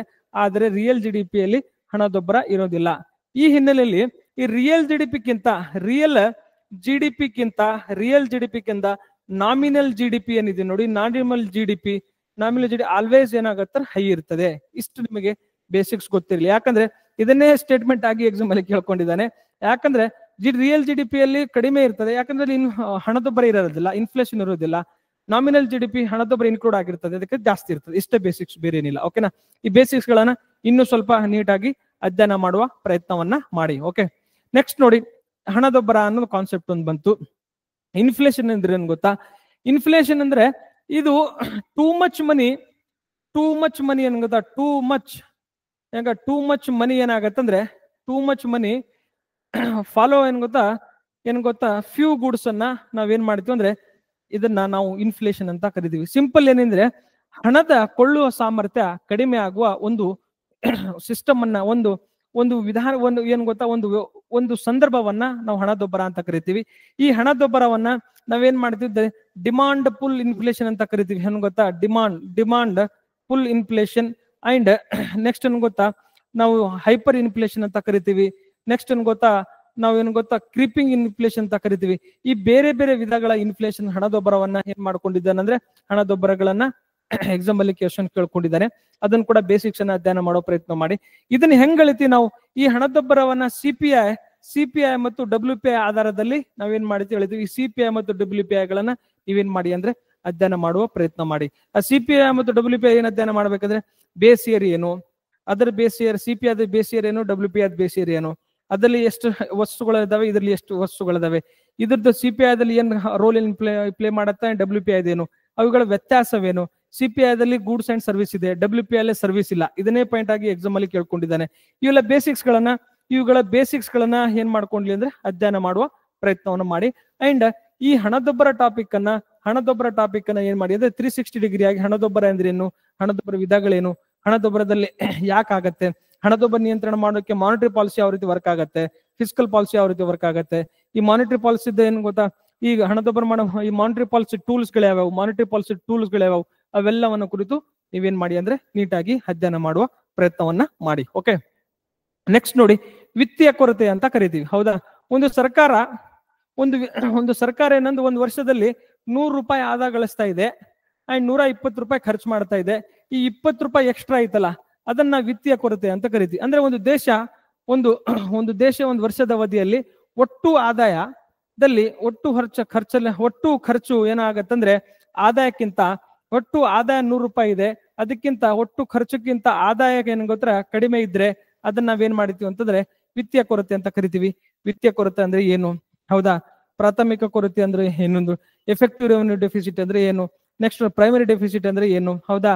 ಫಿಸಿಕಲ್ ಡೆಫಿಸಿಟ್ ಅಂದ್ರೆ ಏನು, ಈ ಡೆಫಿಸಿಟ್ ಅಂದ್ರೆ ಒಂದು 5 ರಿಂದ 6 ಟೈಪ್ ಬರ್ತವೆ. ಈ ಡೆಫಿಸಿಟ್ ಕಾನ್ಸೆಪ್ಟ್ಸ್ ಗಳನ್ನ ನೀವು ನೀಟಾಗಿ ಏನ್ ಮಾಡಿ ಅಂದ್ರೆ ಅಧ್ಯಯನ ಮಾಡುವ ಪ್ರಯತ್ನವನ್ನ ಮಾಡಿ. ನಾನು ಯಾಕೆ ಇದನ್ನ ಎಕ್ಸ್ಪ್ಲೇನ್ ಮಾಡ್ತಾ ಇಲ್ಲ ಅಂತಂದ್ರೆ, ಇದನ್ನೇ ಮಾಡ್ತಾ ಹೋದ್ರೆ ಇದು ಎಕನಾಮಿಕ್ ಕ್ಲಾಸ್ ಆಗ್ಬಿಡ್ತದೆ. ಹೌದಾ, ಇದು ಏನಾಗುತ್ತೆ, ನಾನು ಕರೆಂಟ್ ಅಫೇರ್ಸ್ ಬಿಟ್ಟು ಈ ಬೇಸಿಕ್ಸ್ ಮೇಲೆ ಸ್ವಲ್ಪ ಏನಾಗುತ್ತೆ ಜಾಸ್ತಿ ಫೋಕಸ್ ಮಾಡಿದಂಗೆ ಆಗುತ್ತೆ. ಇದನ್ನ ಸ್ವಲ್ಪ ಏನ್ ಮಾಡುವ ಅಧ್ಯಯನ ಮಾಡುವ ಪ್ರಯತ್ನವನ್ನು ಮಾಡಿ. ನೆಕ್ಸ್ಟ್ ನೋಡಿ, ನೋಡಿದ್ರೆ ಚಾಲ್ತಿ ಖಾತೆ ಕೊರತೆ. ನಿಮಗೆ ಗೊತ್ತಿದೆ ಕರೆಂಟ್ ಇಯರ್ಸ್ ಅಲ್ಲಿ ನಾವು BOP ಅಂತ ಕರಿತೀವಿ. ಹೌದಾ, ಈ BOP ಇದೆ ನೋಡಿ, ಇದು one of the favourite area of examiner. ಇದನ್ನ ಸ್ವಲ್ಪ ಬೇಸಿಕ್ಸ್ ಅನ್ನ ತಿಳಿದುಕೊಳ್ಳುವ ಪ್ರಯತ್ನವನ್ನು ಮಾಡೋಣ. BOP ಅಂದ್ರೆ ಏನ್ ಗೊತ್ತು, ಒಂದು ವರ್ಷದ ಅವಧಿಯಲ್ಲಿ ಇಂಪೋರ್ಟ್ ಮತ್ತು ಎಕ್ಸ್ಪೋರ್ಟ್ ಮಾಡುವಾಗ ಎಷ್ಟೆಷ್ಟು ಯಾವ ರೀತಿ ನಮ್ಮ ಎಕ್ಸ್ಪೋರ್ಟ್ ಆಗಿದೆ, ಯಾವ ರೀತಿ ನಮ್ ಇಂಪೋರ್ಟ್ ಆಗಿದೆ ಅಂತ ಏನ್ ಗೊತ್ತಾ, ಒಂದು ಟ್ರ್ಯಾಕ್ ರೆಕಾರ್ಡ್ ಅನ್ನ ಮೇಂಟೈನ್ ಮಾಡ್ತೀವಿ. ಅದನ್ನ ಡಿಫ್ರೆಂಟ್ ಅಕೌಂಟ್ ಅಲ್ಲಿ ನಾವೇನ್ ಮಾಡ್ಕೊಂಡು ಮೇಂಟೈನ್ ಮಾಡ್ತಾ ಇರ್ತೀವಿ. ಅದನ್ನೇ BOP ಅಂತ ಕರಿತೀವಿ. ಈ BOP ಅಲ್ಲಿ 2 ವಿಧಗಳು ನೋಡ್ತೀವಿ. ಒಂದು ಕರೆಂಟ್ ಅಕೌಂಟ್, ಒಂದು ಕ್ಯಾಪಿಟಲ್ ಅಕೌಂಟ್ ಅಂತ ಹೇಳ್ತೀವಿ. ಈ ಕರೆಂಟ್ ಅಕೌಂಟ್ ಅಲ್ಲಿ ಮರ್ಚೆಂಡೈಸ್ ಅಂದ್ರೆ ವಸ್ತುಗಳು, ಎಕ್ಸ್ಪೋರ್ಟ್ ಅಂದ್ರೆ ವಸ್ತುಗಳು ಮತ್ತು ಇಂಪೋರ್ಟ್ ಗೂಡ್ಸ್ ಗಳನ್ನ ಎಕ್ಸ್ಪೋರ್ಟ್ ಮಾಡೋದು ಮತ್ತು ಇಂಪೋರ್ಟ್ ಮಾಡೋದನ್ನ ನಾವು ಕರೆಂಟ್ ಅಕೌಂಟ್ ಅಲ್ಲಿ ನಾವು ಮೆನ್ಷನ್ ಮಾಡ್ಕೊಂತೀವಿ. ಇನ್ವಿಸಿಬಲ್ ಅಂತ ಕರಿತೀವಿ ನೋಡಿ. ಆ ಇನ್ವಿಸಿಬಲ್ ಏನಿದ್ರೆ ಸರ್ವಿಸಸ್ ಅದಾವೆ. For example banking service, telecommunication service and income factors ನೋಡಿ. ಫಾರ್ ಎಕ್ಸಾಂಪಲ್ ಎಂಪ್ಲಾಯಿಗಳಿಗೆ ಏನೋ ಕಂಪೆನ್ಸೇಷನ್ ಕೊಡ್ತಿರ್ತೀವಿ, ಇನ್ವೆಸ್ಟ್ಮೆಂಟ್ ಮಾಡಿರ್ತೀವಿ, ಅದೇನೋ ಇನ್ಕಮ್ ಬಂದಿರ್ತದೆ, ಅಥವಾ ಪ್ರಾಫಿಟ್ ಏನೋ ಬಂದಿರ್ತದೆ, ಅಥವಾ ಇಂಟ್ರೆಸ್ಟ್ ಬಂದಿರ್ತದೆ, ಅಥವಾ ಡಿವಿಡೆಂಡ್ ಬಂದಿರ್ತದೆ. ಫಾರ್ ಎಕ್ಸಾಂಪಲ್ ನಾವು ಯಾವುದೋ ಒಂದು ಬೇರೆ ದೇಶದಲ್ಲಿ ನಾವು ಅಸೆಟ್ ಅದನ್ನ ಸಾಲ್ವ್ ಮಾಡಿದಾಗ ಏನು ಗೊತ್ತಾ, ನಮಗೆ ಡಿವಿಡೆಂಡ್ ಬಂದ ಅದ್ರ ಬಗ್ಗೆ ಇರಬಹುದು. ಟ್ರಾನ್ಸ್ಫರ್ ನೋಡಿ, ಈಗ ಯಾರೋ ನಮ್ಮ ಫ್ರೆಂಡ್ಸ್ ಎಲ್ಲ ಏನು ಗೊತ್ತಾ ಅಮೆರಿಕ ಹೋಗಿರ್ತಾರೆ, ಅವ್ರು ಏನೋ ಗಿಫ್ಟ್ ಕಳಿಸ್ತಾರೆ, ನಮಗೆ ಗ್ರಾಂಟ್ ಕಳಿಸ್ತಾರೆ, ಅಥವಾ ಎಲ್ಲೋ ಬೇರೆ ದೇಶ ರೆಮಿಟ್ಯಾನ್ಸಸ್ ಕಳಿಸ್ತಾರೆ. ಅದನ್ನೆಲ್ಲವನ್ನ ಇನ್ವಿಸಿಬಲ್ ನೋಡ್ತೀವಿ. ಇಲ್ಲಿ ಏನ್ ಕ್ವಶನ್ ಕೇಳಿದಾನ ಗೊತ್ತಾ, ಈ ಕರೆಂಟ್ ಅಕೌಂಟ್ ನ ಕಾಂಪೋನೆಂಟ್ಸ್ ಗಳನ್ನ ಕ್ಯಾಪಿಟಲ್ ಅಕೌಂಟ್ ಅಲ್ಲಿ ಕೊಟ್ಟು which of the following is capital account ಅಂತ ಕ್ವಶನ್ ಅನ್ನ ಕೇಳ್ಕೊಂಡಿದ್ದಾನೆ. ಒಂದ್ಸಾರಿ ಈ ಕ್ಯಾಪಿಟಲ್ ಅಕೌಂಟ್ ಅನ್ನ ಕಾಂಪೋನೆಂಟ್ ಅನ್ನ ಕೊಟ್ಟು ಕರೆಂಟ್ ಇಲ್ಲಿ 2 ಕಾಂಪೋನೆಂಟ್ ಕೊಟ್ಟಿರ್ತಾನೆ, ಇಲ್ಲಿ ಕರೆಂಟ್ ಅಕೌಂಟ್ ಕಾಂಪೋನೆಂಟ್ ಕೊಟ್ಟು ಏನ್ ಮಾಡಿದ್ದಾನೆ ಅಂದ್ರೆ which of the following is ಯಾವ್ದು ಕ್ಯಾಪಿಟಲ್ ಅಕೌಂಟ್ ಅಂತ ಕ್ವಶನ್ಸ್ ಅನ್ನ ಕೇಳ್ಕೊಂಡಿದ್ದಾನೆ. ಸೊ ಇದರ ಕಾಂಪೋನೆಂಟ್ ಅದಕ್ಕೆ ಹಾಕಿ, ಅದರ ಕಾಂಪೋನೆಂಟ್ ಇದಕ್ಕೆ ಹಾಕಿ ಏನ್ ಮಾಡಿದ್ದಾನೆ ಅಂದ್ರೆ ಮ್ಯಾಚ್ ದಿ ಫಾಲೋಯಿಂಗ್ ಕ್ವಶನ್ಸ್ ಅನ್ನ ಅಥವಾ ಕ್ವಶನ್ಸ್ ಅನ್ನ ಕನ್ಫ್ಯೂಷನ್ ಮಾಡುವ ಕ್ವಶನ್ಸ್ ಅನ್ನ ಕೇಳ್ಕೊಂಡಿದ್ದಾನೆ. ಸ್ವಲ್ಪ ನೀಟಾಗಿ ನೆನ್ಪಿಡುವ ಪ್ರಯತ್ನವನ್ನು ಮಾಡಿ. ಈ ಕ್ಯಾಪಿಟಲ್ ಅಕೌಂಟ್ ಅಂದ್ರೆ ಏನು, ಯಾವ ಅಕೌಂಟ್ ನಲ್ಲಿ ಬರುವಂತ ದುಡ್ಡು ನಮ್ಮ ಅಸೆಟ್ ಕ್ರಿಯೇಟ್ ಮಾಡತ್ ನೋಡಿ, ಅಸೆಟ್ ಕ್ರಿಯೇಟ್ ಮಾಡುತ್ತೆ ನಮಗೆ, ಅದನ್ನ ನಾವು ಕ್ಯಾಪಿಟಲ್ ಅಕೌಂಟ್ ಅಂತ ಕರಿತೀವಿ. ಫಾರ್ ಎಕ್ಸಾಂಪಲ್ FDI ಬಂತ, ನಮ್ಗೆ ಏನಾಗುತ್ತೆ ಅಸೆಟ್ ಕ್ರಿಯೇಟ್ ಆಗುತ್ತೆ. ಈಗ ಪೋರ್ಟ್ಫೋಲಿಯೋ ಇನ್ವೆಸ್ಟ್ಮೆಂಟ್ ಬಂತ, ನಮ್ಗೆ ಅಸೆಟ್ ಕ್ರಿಯೇಟ್ ಆಗುತ್ತೆ. ಈ ಎಕ್ಸ್ಟರ್ನಲ್ ಕಮರ್ಷಿಯಲ್ ಬಾರೋಯಿಂಗ್ ನಾವು ಲೋನ್ ತರ್ತೀವ, ಅದು ನಮ್ಗೆ ಏನು ಗೊತ್ತಾ ಇನ್ವೆಸ್ಟ್ಮೆಂಟ್ ಮಾಡಬಹುದು. ಇಡದಷ್ಟು NRI ಡೆಪಾಸಿಟ್ ಮಾಡ್ತಾರ ಬ್ಯಾಂಕಿಂಗ್ ಕ್ಯಾಪಿಟಲ್, ಅದು ಕೂಡ ಏನಾಗುತ್ತೆ ಅಂದ್ರೆ ನಮ್ ಕ್ಯಾಪಿಟಲ್ ಅಕೌಂಟ್ ಅಲ್ಲಿ ಬರ್ತಿರ್ತದೆ. ನಿಮಗೆ ಕ್ಯಾಪಿಟಲ್ ಅಕೌಂಟ್, ಕರೆಂಟ್ ಅಕೌಂಟ್ ಅಲ್ಲಿ ಈ ಕಾಂಪೋನೆಂಟ್ ಇಷ್ಟು ನೆನಪಿದ್ರೆ ಸಾಕು ನಿಮಗೆ. ಯಾಕಂದ್ರೆ ಡಿಫಿಕಲ್ಟ್ ಕ್ವಶನ್ ಏನು ಕೇಳಿಲ್ಲ ಇಲ್ಲಿ, ಜಸ್ಟ್ ಕರೆಂಟ್ ಅಕೌಂಟ್ ಕಾಂಪೋನೆಂಟ್ ಅನ್ನ ಕ್ಯಾಪಿಟಲ್ ಅಕೌಂಟ್ ಹಾಕೊಂಡಿದ್ದಾನೆ, ಕ್ಯಾಪಿಟಲ್ ಅಕೌಂಟ್ ಕಾಂಪೋನೆಂಟ್ ಅನ್ನ ಕರೆಂಟ್ ಅಕೌಂಟ್ ಹಾಕೊಂಡಿದ್ದಾನೆ. ಇಷ್ಟು ಬೇಸಿಕ್ ಕ್ಲಾರಿಟಿ ಇದ್ರೆ there is a more than enough. ಓಕೆನಾ. ಈ ಚಾಲ್ತಿ ಖಾತೆ ಕೊರತೆ ಅಂದ್ರೆ ಏನು, ಈ ಕರೆಂಟ್ ಅಕೌಂಟ್ ಕರೆಂಟ್ ಅಕೌಂಟ್ ಏನ್ ಗೊತ್ತಾ, ಕೊರತೆ ಅಂದ್ರೆ ಏನು. ಫಾರ್ ಎಕ್ಸಾಂಪಲ್ ಈ ಕರೆಂಟ್ ಅಕೌಂಟ್ ನಾವು ಏನಾಗ್ತದೆ ಅಂದ್ರೆ, ಫಾರ್ ಎಕ್ಸಾಂಪಲ್ ನೀವು ಇಂಪೋರ್ಟ್ ಜಾಸ್ತಿ ಆಯ್ತು, ಈಗ ಇಂಪೋರ್ಟ್ ಜಾಸ್ತಿ ಆಯ್ತು ಅಂಡ್ ಎಕ್ಸ್ಪೋರ್ಟ್ ಕಡಿಮೆ ಆಯ್ತು ಅಂದ್ರೆ ಆಟೋಮೆಟಿಕ್ ನಮಗೆ ಏನಾಗುತ್ತೆ ಚಾಲ್ತಿ ಖಾತೆ ಕೊರತೆ ಉಂಟಾಗ್ತದೆ. ಎಕಾನಮಿ ಸಬ್ಜೆಕ್ಟ್ ನೇಚರ್ ಏನಂತಂದ್ರೆ ಫಂಡಮೆಂಟಲ್ ಸ್ಟ್ರಾಂಗ್ ಇರಬೇಕು, ಅದ್ರ ಅಂಡರ್ಸ್ಟ್ಯಾಂಡಿಂಗ್ ಆಗಿರ್ಬೇಕು ನಿಮಗೆ, ಅಂಡ್ ಅದನ್ನ ಅಪ್ಲಿಕೇಶನ್ ಆಫ್ ಮೈಂಡ್ ಗೊತ್ತಿರ್ಬೇಕು ನಿಮಗೆ. This is the nature of ಏನಂದ್ರೆ ಎಕನಾಮಿಕ್ ಸಬ್ಜೆಕ್ಟ್ಸ್. ಆ ನೇಚರ್ ಅನ್ನ ನೀವೇನ್ ಮಾಡಿದ್ರೆ ತಿಳ್ಕೊಳ್ಳುವ ಪ್ರಯತ್ನವನ್ನ ಮಾಡಿ. ಯಾಕಂದ್ರೆ ಇದ್ರ ಬ್ಯಾಕ್ ಗ್ರೌಂಡ್ ಅಲ್ಲಿ ಬಹಳ ಡೀಟೇಲ್ ಆಗಿ ಪಾಠ ಮಾಡಬಹುದು, ಮಾತಾಡಬಹುದು, ಬಟ್ ಏನಾಗುತ್ತೆ ಅಂದ್ರೆ ಇದೇ ಒಂದು ದೊಡ್ಡ ಪಾಠ ಆಗ್ತಾ ಹೋಗುತ್ತೆ. ಸೊ ಕರೆಂಟ್ ಅಫೇರ್ಸ್ ಏನಾಗುತ್ತೆ ಸ್ವಲ್ಪ ಅವಾಯ್ಡ್ ಆಗ್ತದೆ ಅಂತ ನಾನು ಹೇಳ್ತೀನಿ. ಈ ಏರಿಯಾ ನನ್ನ ಉದ್ದೇಶ ಏನಿರ್ತದೆ ಇಲ್ಲಿ ಅಂತಂದ್ರೆ, ಈ ಏರಿಯಾ ಇಂಪಾರ್ಟೆಂಟ್ ಇದೆ, ಇದರ ಮೇಲೆ ನೀವು ಫೋಕಸ್ ಮಾಡಿ, PYQ ಕ್ವಶನ್ಸ್ ಗಳನ್ನ ಸಾಲ್ವ್ ಮಾಡಿ, ಅಂಡ್ ಅದನ್ನ ನಿಮ್ಗೆ ಏನ್ ತಪ್ಪಾಗ್ತಿದ್ರೆ ಯಾಕೆ ತಪ್ಪಾಗ್ತಾ ಇದೆ ಅಂದ್ರೆ ನಿಮ್ಮ ಅಪ್ಲಿಕೇಶನ್ಸ್ ಮಾಡಿ ಬೇರೆ ಬೇರೆ ಟೆಸ್ಟ್ ಸೀರೀಸ್ ಸಾಲ್ವ್ ಮಾಡಿದಾಗ ನೀವು ಎಕ್ಸಾಮ್ ಹಾಲ್ ಹೋಗೋಕ್ಕಿಂತ ಮುಂಚಿತವಾಗಿ ಏನೆಲ್ಲ ನಿಮ್ಮ ಮೈಂಡ್ಸ್ ಅಲ್ಲಿ ಡೌಟ್ಸ್ ಅದಾವೆ, ಇಲ್ಲೇ ಅದನ್ನ ಕರೆಕ್ಟ್ ಮಾಡ್ಕೊಂಡು ಹೋಗಿ ಅನ್ನೋದು ನನ್ನ ಉದ್ದೇಶವಾಗಿರ್ತದೆ. ಓಕೆ, ನೆಕ್ಸ್ಟ್ ನೋಡಿ, ವಿದೇಶಿ ವಿನಿಮಯ ಮೀಸಲು. ಹೌದಾ, ಇದನ್ನ ಫಾರೆಕ್ಸ್ ಏನ್ ಗೊತ್ತಾ, ಫಾರೆಕ್ಸ್ ರಿಸರ್ವ್ ಅಂತ ಕರಿತೀವಿ. ಫಾರೆಕ್ಸ್ ರಿಸರ್ವ್ ಇದು ಕೂಡ one of the important aspects of the economics. Economic question paper ತೆಗೆದುಕೊಂಡಾಗ ನೀವು ಫಂಡಮೆಂಟಲ್ ಆಗಿ ಈ GDP GNP ಏನ್ ಗೊತ್ತಾ, NNP ಅದು GVA, ಹೌದಾ, HDI ಮತ್ತು ನಮ್ದು ಗ್ರೀನ್ GDP ಇದ್ರ ಬಗ್ಗೆ ಕ್ವಶನ್ಸ್ ಕೇಳ್ತಾನೆ. ಅದನ್ನ ಬಿಟ್ಟರೆ ಡೈರೆಕ್ಟ್ ಹಿಟ್ ಅಲ್ಲಿ ಹಿಡಿತಾನೆ ಮಾನಿಟರಿ ಪಾಲಿಸಿ. ಹೌದಾ, ಮಾನಿಟರಿ ಪಾಲಿಸಿಯಲ್ಲಿ ಎಲ್ಲಿ ನಮ್ದು ಏನ್ ಗೊತ್ತಾ M1 M2 M2 M3 ಎಲ್ಲ repo rate, reverse repo rate, monetary policy tools ಅಲ್ಲಿ ಕ್ವಶನ್ಸ್ ಕೇಳ್ತಾರೆ. ಅದನ್ನ ಬಿಟ್ರೆ ಫಿಸಿಕಲ್ ಪಾಲಿಸಿಯಲ್ಲಿ ಬರ್ತಾನೆ, ಅದೇ BOP ಮಾತಾಡಿದ್ದೀನಲ್ಲ ಅದ್ರ ಬಗ್ಗೆ ಕ್ವಶನ್ಸ್ ಕೇಳ್ತಾನೆ. ಅದನ್ನ ಬಿಟ್ರೆ ನೆಕ್ಸ್ಟ್ ಬರೋದೆ ಏನ್ ಗೊತ್ತಾ, ಫಾರೆಕ್ಸ್ ರಿಸರ್ವ್ ಬಗ್ಗೆನೆ ನಿಮಗೆ ಕ್ವಶನ್ಸ್ ಅನ್ನ ಕೇಳ್ತಿರೋದು. ಇಡೀ ಒಂದು 50 300-400 ಪುಟ ನೀವು ಏನ್ ಮಾಡ್ತೀವಿ ಬುಕ್ ಅನ್ನು ಓದ್ತಾ ಇರ್ತೀರಾ, ಬಟ್ ಕ್ವಶನ್ಸ್ ಎಲ್ಲೆಲ್ಲೋ ಕೇಳ್ತಿರ್ತಾನೆ. ಸೊ ಅದಕ್ಕಾಗಿ ಏನ್ ನ್ಯೂಸ್ ಅಲ್ಲಿ ಇರ್ತವೆ ಅದನ್ನ ನೀವು ಬಹಳಷ್ಟು ಏನ್ ಮಾಡ್ಬೇಕಾಗತ್ತೆ, ಅಧ್ಯಯನ ಮಾಡ್ಬೇಕಾಗತ್ತೆ. ಫಾರೆಕ್ಸ್ ರಿಸರ್ವ್ ಏನಿಲ್ಲ, ನಾವು ಅಂತಾರಾಷ್ಟ್ರೀಯ ಮಟ್ಟದಲ್ಲಿ ನಾವೇನ್ ಮಾಡ್ಬೇಕಂದ್ರೆ ಅಂತಾರಾಷ್ಟ್ರೀಯ ಮಟ್ಟದಲ್ಲಿ ನಾವು ವ್ಯಾಪಾರ ಮಾಡಬೇಕು. ವ್ಯಾಪಾರ ಮಾಡ್ಬೇಕಾದ್ರೆ ಏನ್ ಬೇಕು, ಡಾಲರ್ ಅಲ್ಲಿ ಯೂಶಲಿ ನಾವು ಡಾಲರ್ ಅಲ್ಲಿ ಏನ್ ಮಾಡ್ತಾ ಇದೀವಿ ಅಂದ್ರೆ ನಾವು ವ್ಯಾಪಾರವನ್ನು ಮಾಡ್ತಾ ಇದೀವಿ. ಈ ಡಾಲರ್ ಎಷ್ಟು ನಮ್ಮ ಹತ್ರ ರಿಸರ್ವ್ ಇದೆ, ಎಷ್ಟು ನಮ್ಮ ಹತ್ರ ಏನು ಕೊಟ್ಟ ನಾವು ರಿಸರ್ವ್ ಮಾಡ್ಕೊಂಡು ಇಟ್ಕೊಂಡಿದ್ವಿ, ಅದನ್ನ ವಿದೇಶಿ ವಿನಿಮಯ ಸಂಗ್ರಹ ಅಂತ ಕರಿತೀವಿ. ಅದು ಯಾವ್ಯಾವ ರೂಪದಲ್ಲಿ ಇರಬಹುದು ಅಂತಂದ್ರೆ ಈ ಫಾರಿನ್ ಕರೆನ್ಸಿ ಅಸೆಟ್ ಅಲ್ಲಿ ಇರಬಹುದು. ಫಾರಿನ್ ಕರೆನ್ಸಿ ಅಂದ್ರೆ ಯಾವುದು, ಈ ಚೀನಾದ ರಿನ್ಬಿನ್ ಇರಬಹುದು, ಡಾಲರ್ ಇರಬಹುದು, ಈ ಫಾರಿನ್ ಕರೆನ್ಸಿ ಅಸೆಟ್ಸ್ ಅದಾವೆ ಅದರಲ್ಲಿ ಒಂದಿರಬಹುದು. ಅಥವಾ ಗೋಲ್ಡ್ ರಿಸರ್ವ್ ಇರಬಹುದು ನೀವು, ಅಥವಾ ಗೋಲ್ಡ್ ಅನ್ನು ಇಡಬಹುದು. ಅಥವಾ ಇದು IMF ಸ್ಪೆಷಲ್ ಡ್ರಾಯಿಂಗ್ ರೈಟ್ಸ್ ಅಂತದವೆ, ಅದನ್ನು ಕೂಡ ನೀವೇನ್ ಮಾಡಬಹುದು ಅಂದ್ರೆ ಆ ರೂಪದಲ್ಲಿ ಇಟ್ಕೋಬಹುದು. ಅಥವಾ ರಿಜುವಲ್ ಟ್ರಾನ್ಸ್ಪೊಸಿಷನ್ ಆಫ್ IMF, ಇವು ಕೂಡ ಈ ರೂಪದಲ್ಲಿ ನಾವೇನ್ ಮಾಡೋದು, ಫಾರೆಕ್ಸ್ ರಿಸರ್ವ್ ಅನ್ನ ನಾವೇನ್ ಮಾಡಬಹುದು, ಸಂಗ್ರಹ ಮಾಡಬಹುದು. ಅಂದ್ರೆ ಅಂದ್ರೆ it is meaning simple word ಅಲ್ಲಿ ಏನ್ ಗೊತ್ತಾ, ನೀವು ಅಂತಾರಾಷ್ಟ್ರೀಯ ವ್ಯಾಪಾರವನ್ನ ಮಾಡ್ಬೇಕಾಗಿದೆ. ಫಾರ್ ಎಕ್ಸಾಂಪಲ್ ಏನ್ ಗೊತ್ತಾ, ನೀವು ಅಮೆರಿಕ ಜೊತೆ ನಾವೇನೋ ಒಂದು ವಸ್ತು ತರಿಸಬೇಕಾಗಿದೆ, ಒಂದು ವಸ್ತು ತರಿಸಬೇಕಾಗಿದ್ರೆ ನೀವು ಅವ್ರಿಗೆ ಡಾಲರ್ ಕೊಡಬೇಕು, ಆ ರೂಪಿಯನ್ನ ಅವ್ರು ತೆಗೆದುಕೊಳ್ಳೋದಿಲ್ಲ. ಸೊ ಅದಕ್ಕೆ ಆ ರೂಪಿ ನಮ್ಮಲ್ಲಿ ಡಾಲರ್ ಎಷ್ಟು ನಮ್ಮ ಹತ್ರ ಸಂಗ್ರಹ ಇದೆ ಏನ್ ಗೊತ್ತಾ, ಅದನ್ನೇ ನಾವು ವಿದೇಶಿ ವಿನಿಮಯ ಸಂಗ್ರಹ ಅಂತ ಕರಿತೀವಿ. ಈ ವಿದೇಶಿ ವಿನಿಮಯ ಸಂಗ್ರಹವನ್ನ ನಾವ್ ಏನ್ ಮಾಡ್ಕೊಂಡಿದ್ವಿ, ಯಾವಾಗ ನಾವು ಮೊಟ್ಟ ಮೊದಲನೇ ಬಾರಿಗೆ IMF ಏನ್ ರೋಲ್ ಇದೆ ಇದರಲ್ಲಿ, ಅದನ್ನೆಲ್ಲ ಕ್ವಶನ್ಸ್ ಅನ್ನ ಕೇಳ್ಕೊಂಡಿದ್ದಾನೆ. ಜೊತೆಗೆ ಈಗ ನೋಡಿ ಈ ಸಿ ರಂಗರಾಜನ್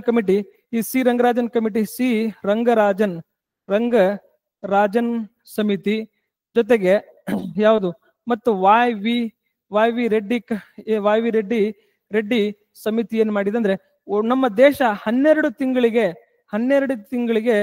ತಿಂಗಳಿಗೆ ಆಗುವಷ್ಟು ನೀವೇನ್ ಮಾಡ್ಬೇಕಂದ್ರೆ ಫಾರೆಕ್ಸ್ ರಿಸರ್ವ್ ಅನ್ನ ನೀವು ಮೇಂಟೈನ್ ಮಾಡಬೇಕು ಎಂಬ ಅಂಶವನ್ನ ಈ ಎರಡೂ ಕಮಿಟಿಗಳು ಏನ್ ಮಾಡಿದೆ ಅಂತಂದ್ರೆ ರೆಕಮೆಂಡೇಶನ್ಸ್ ಮಾಡಿದೆ.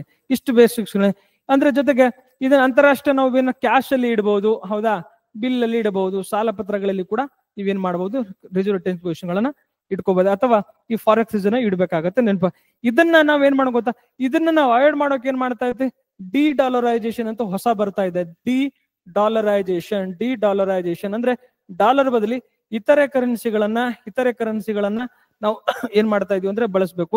ಎಟ್ ದ ಸೇಮ್ ಟೈಮ್ ಇದನ್ನೇನ್ ಮಾಡಿದೆ, ಈ ನೀವೆಲ್ಲ ಗೊತ್ತೇ ಲಾಸ್ಟ್ ಟೈಮ್ ಡಿಸ್ಕಸ್ ಮಾಡಿದೆ, ಯೂರೋ ಝೋನ್ ಅಂತ ಒಂದು ಬರ್ತದೆ, ಯೂರೋ ಝೋನ್, ಹೌದಾ. ಯುರೋಪಿಯನ್ ಯೂನಿಯನ್ ಏನಿದಾವ ನೋಡಿ, ಯುರೋಪಿಯನ್ ಯೂನಿಯನ್ 19 ಕಂಟ್ರಿಗಳು ಏನ್ ಮಾಡ್ತಾವ, ತಮ್ಮದೇ ಆದ ಒಂದು ಯೂರೋ ಝೋನ್ ಅಂತ ಒಂದು ಕರೆನ್ಸಿಯನ್ನು ಮಾಡ್ಕೊಂಡು ಅದನ್ನ ಯೂಸ್ ಮಾಡ್ತಾರೆ.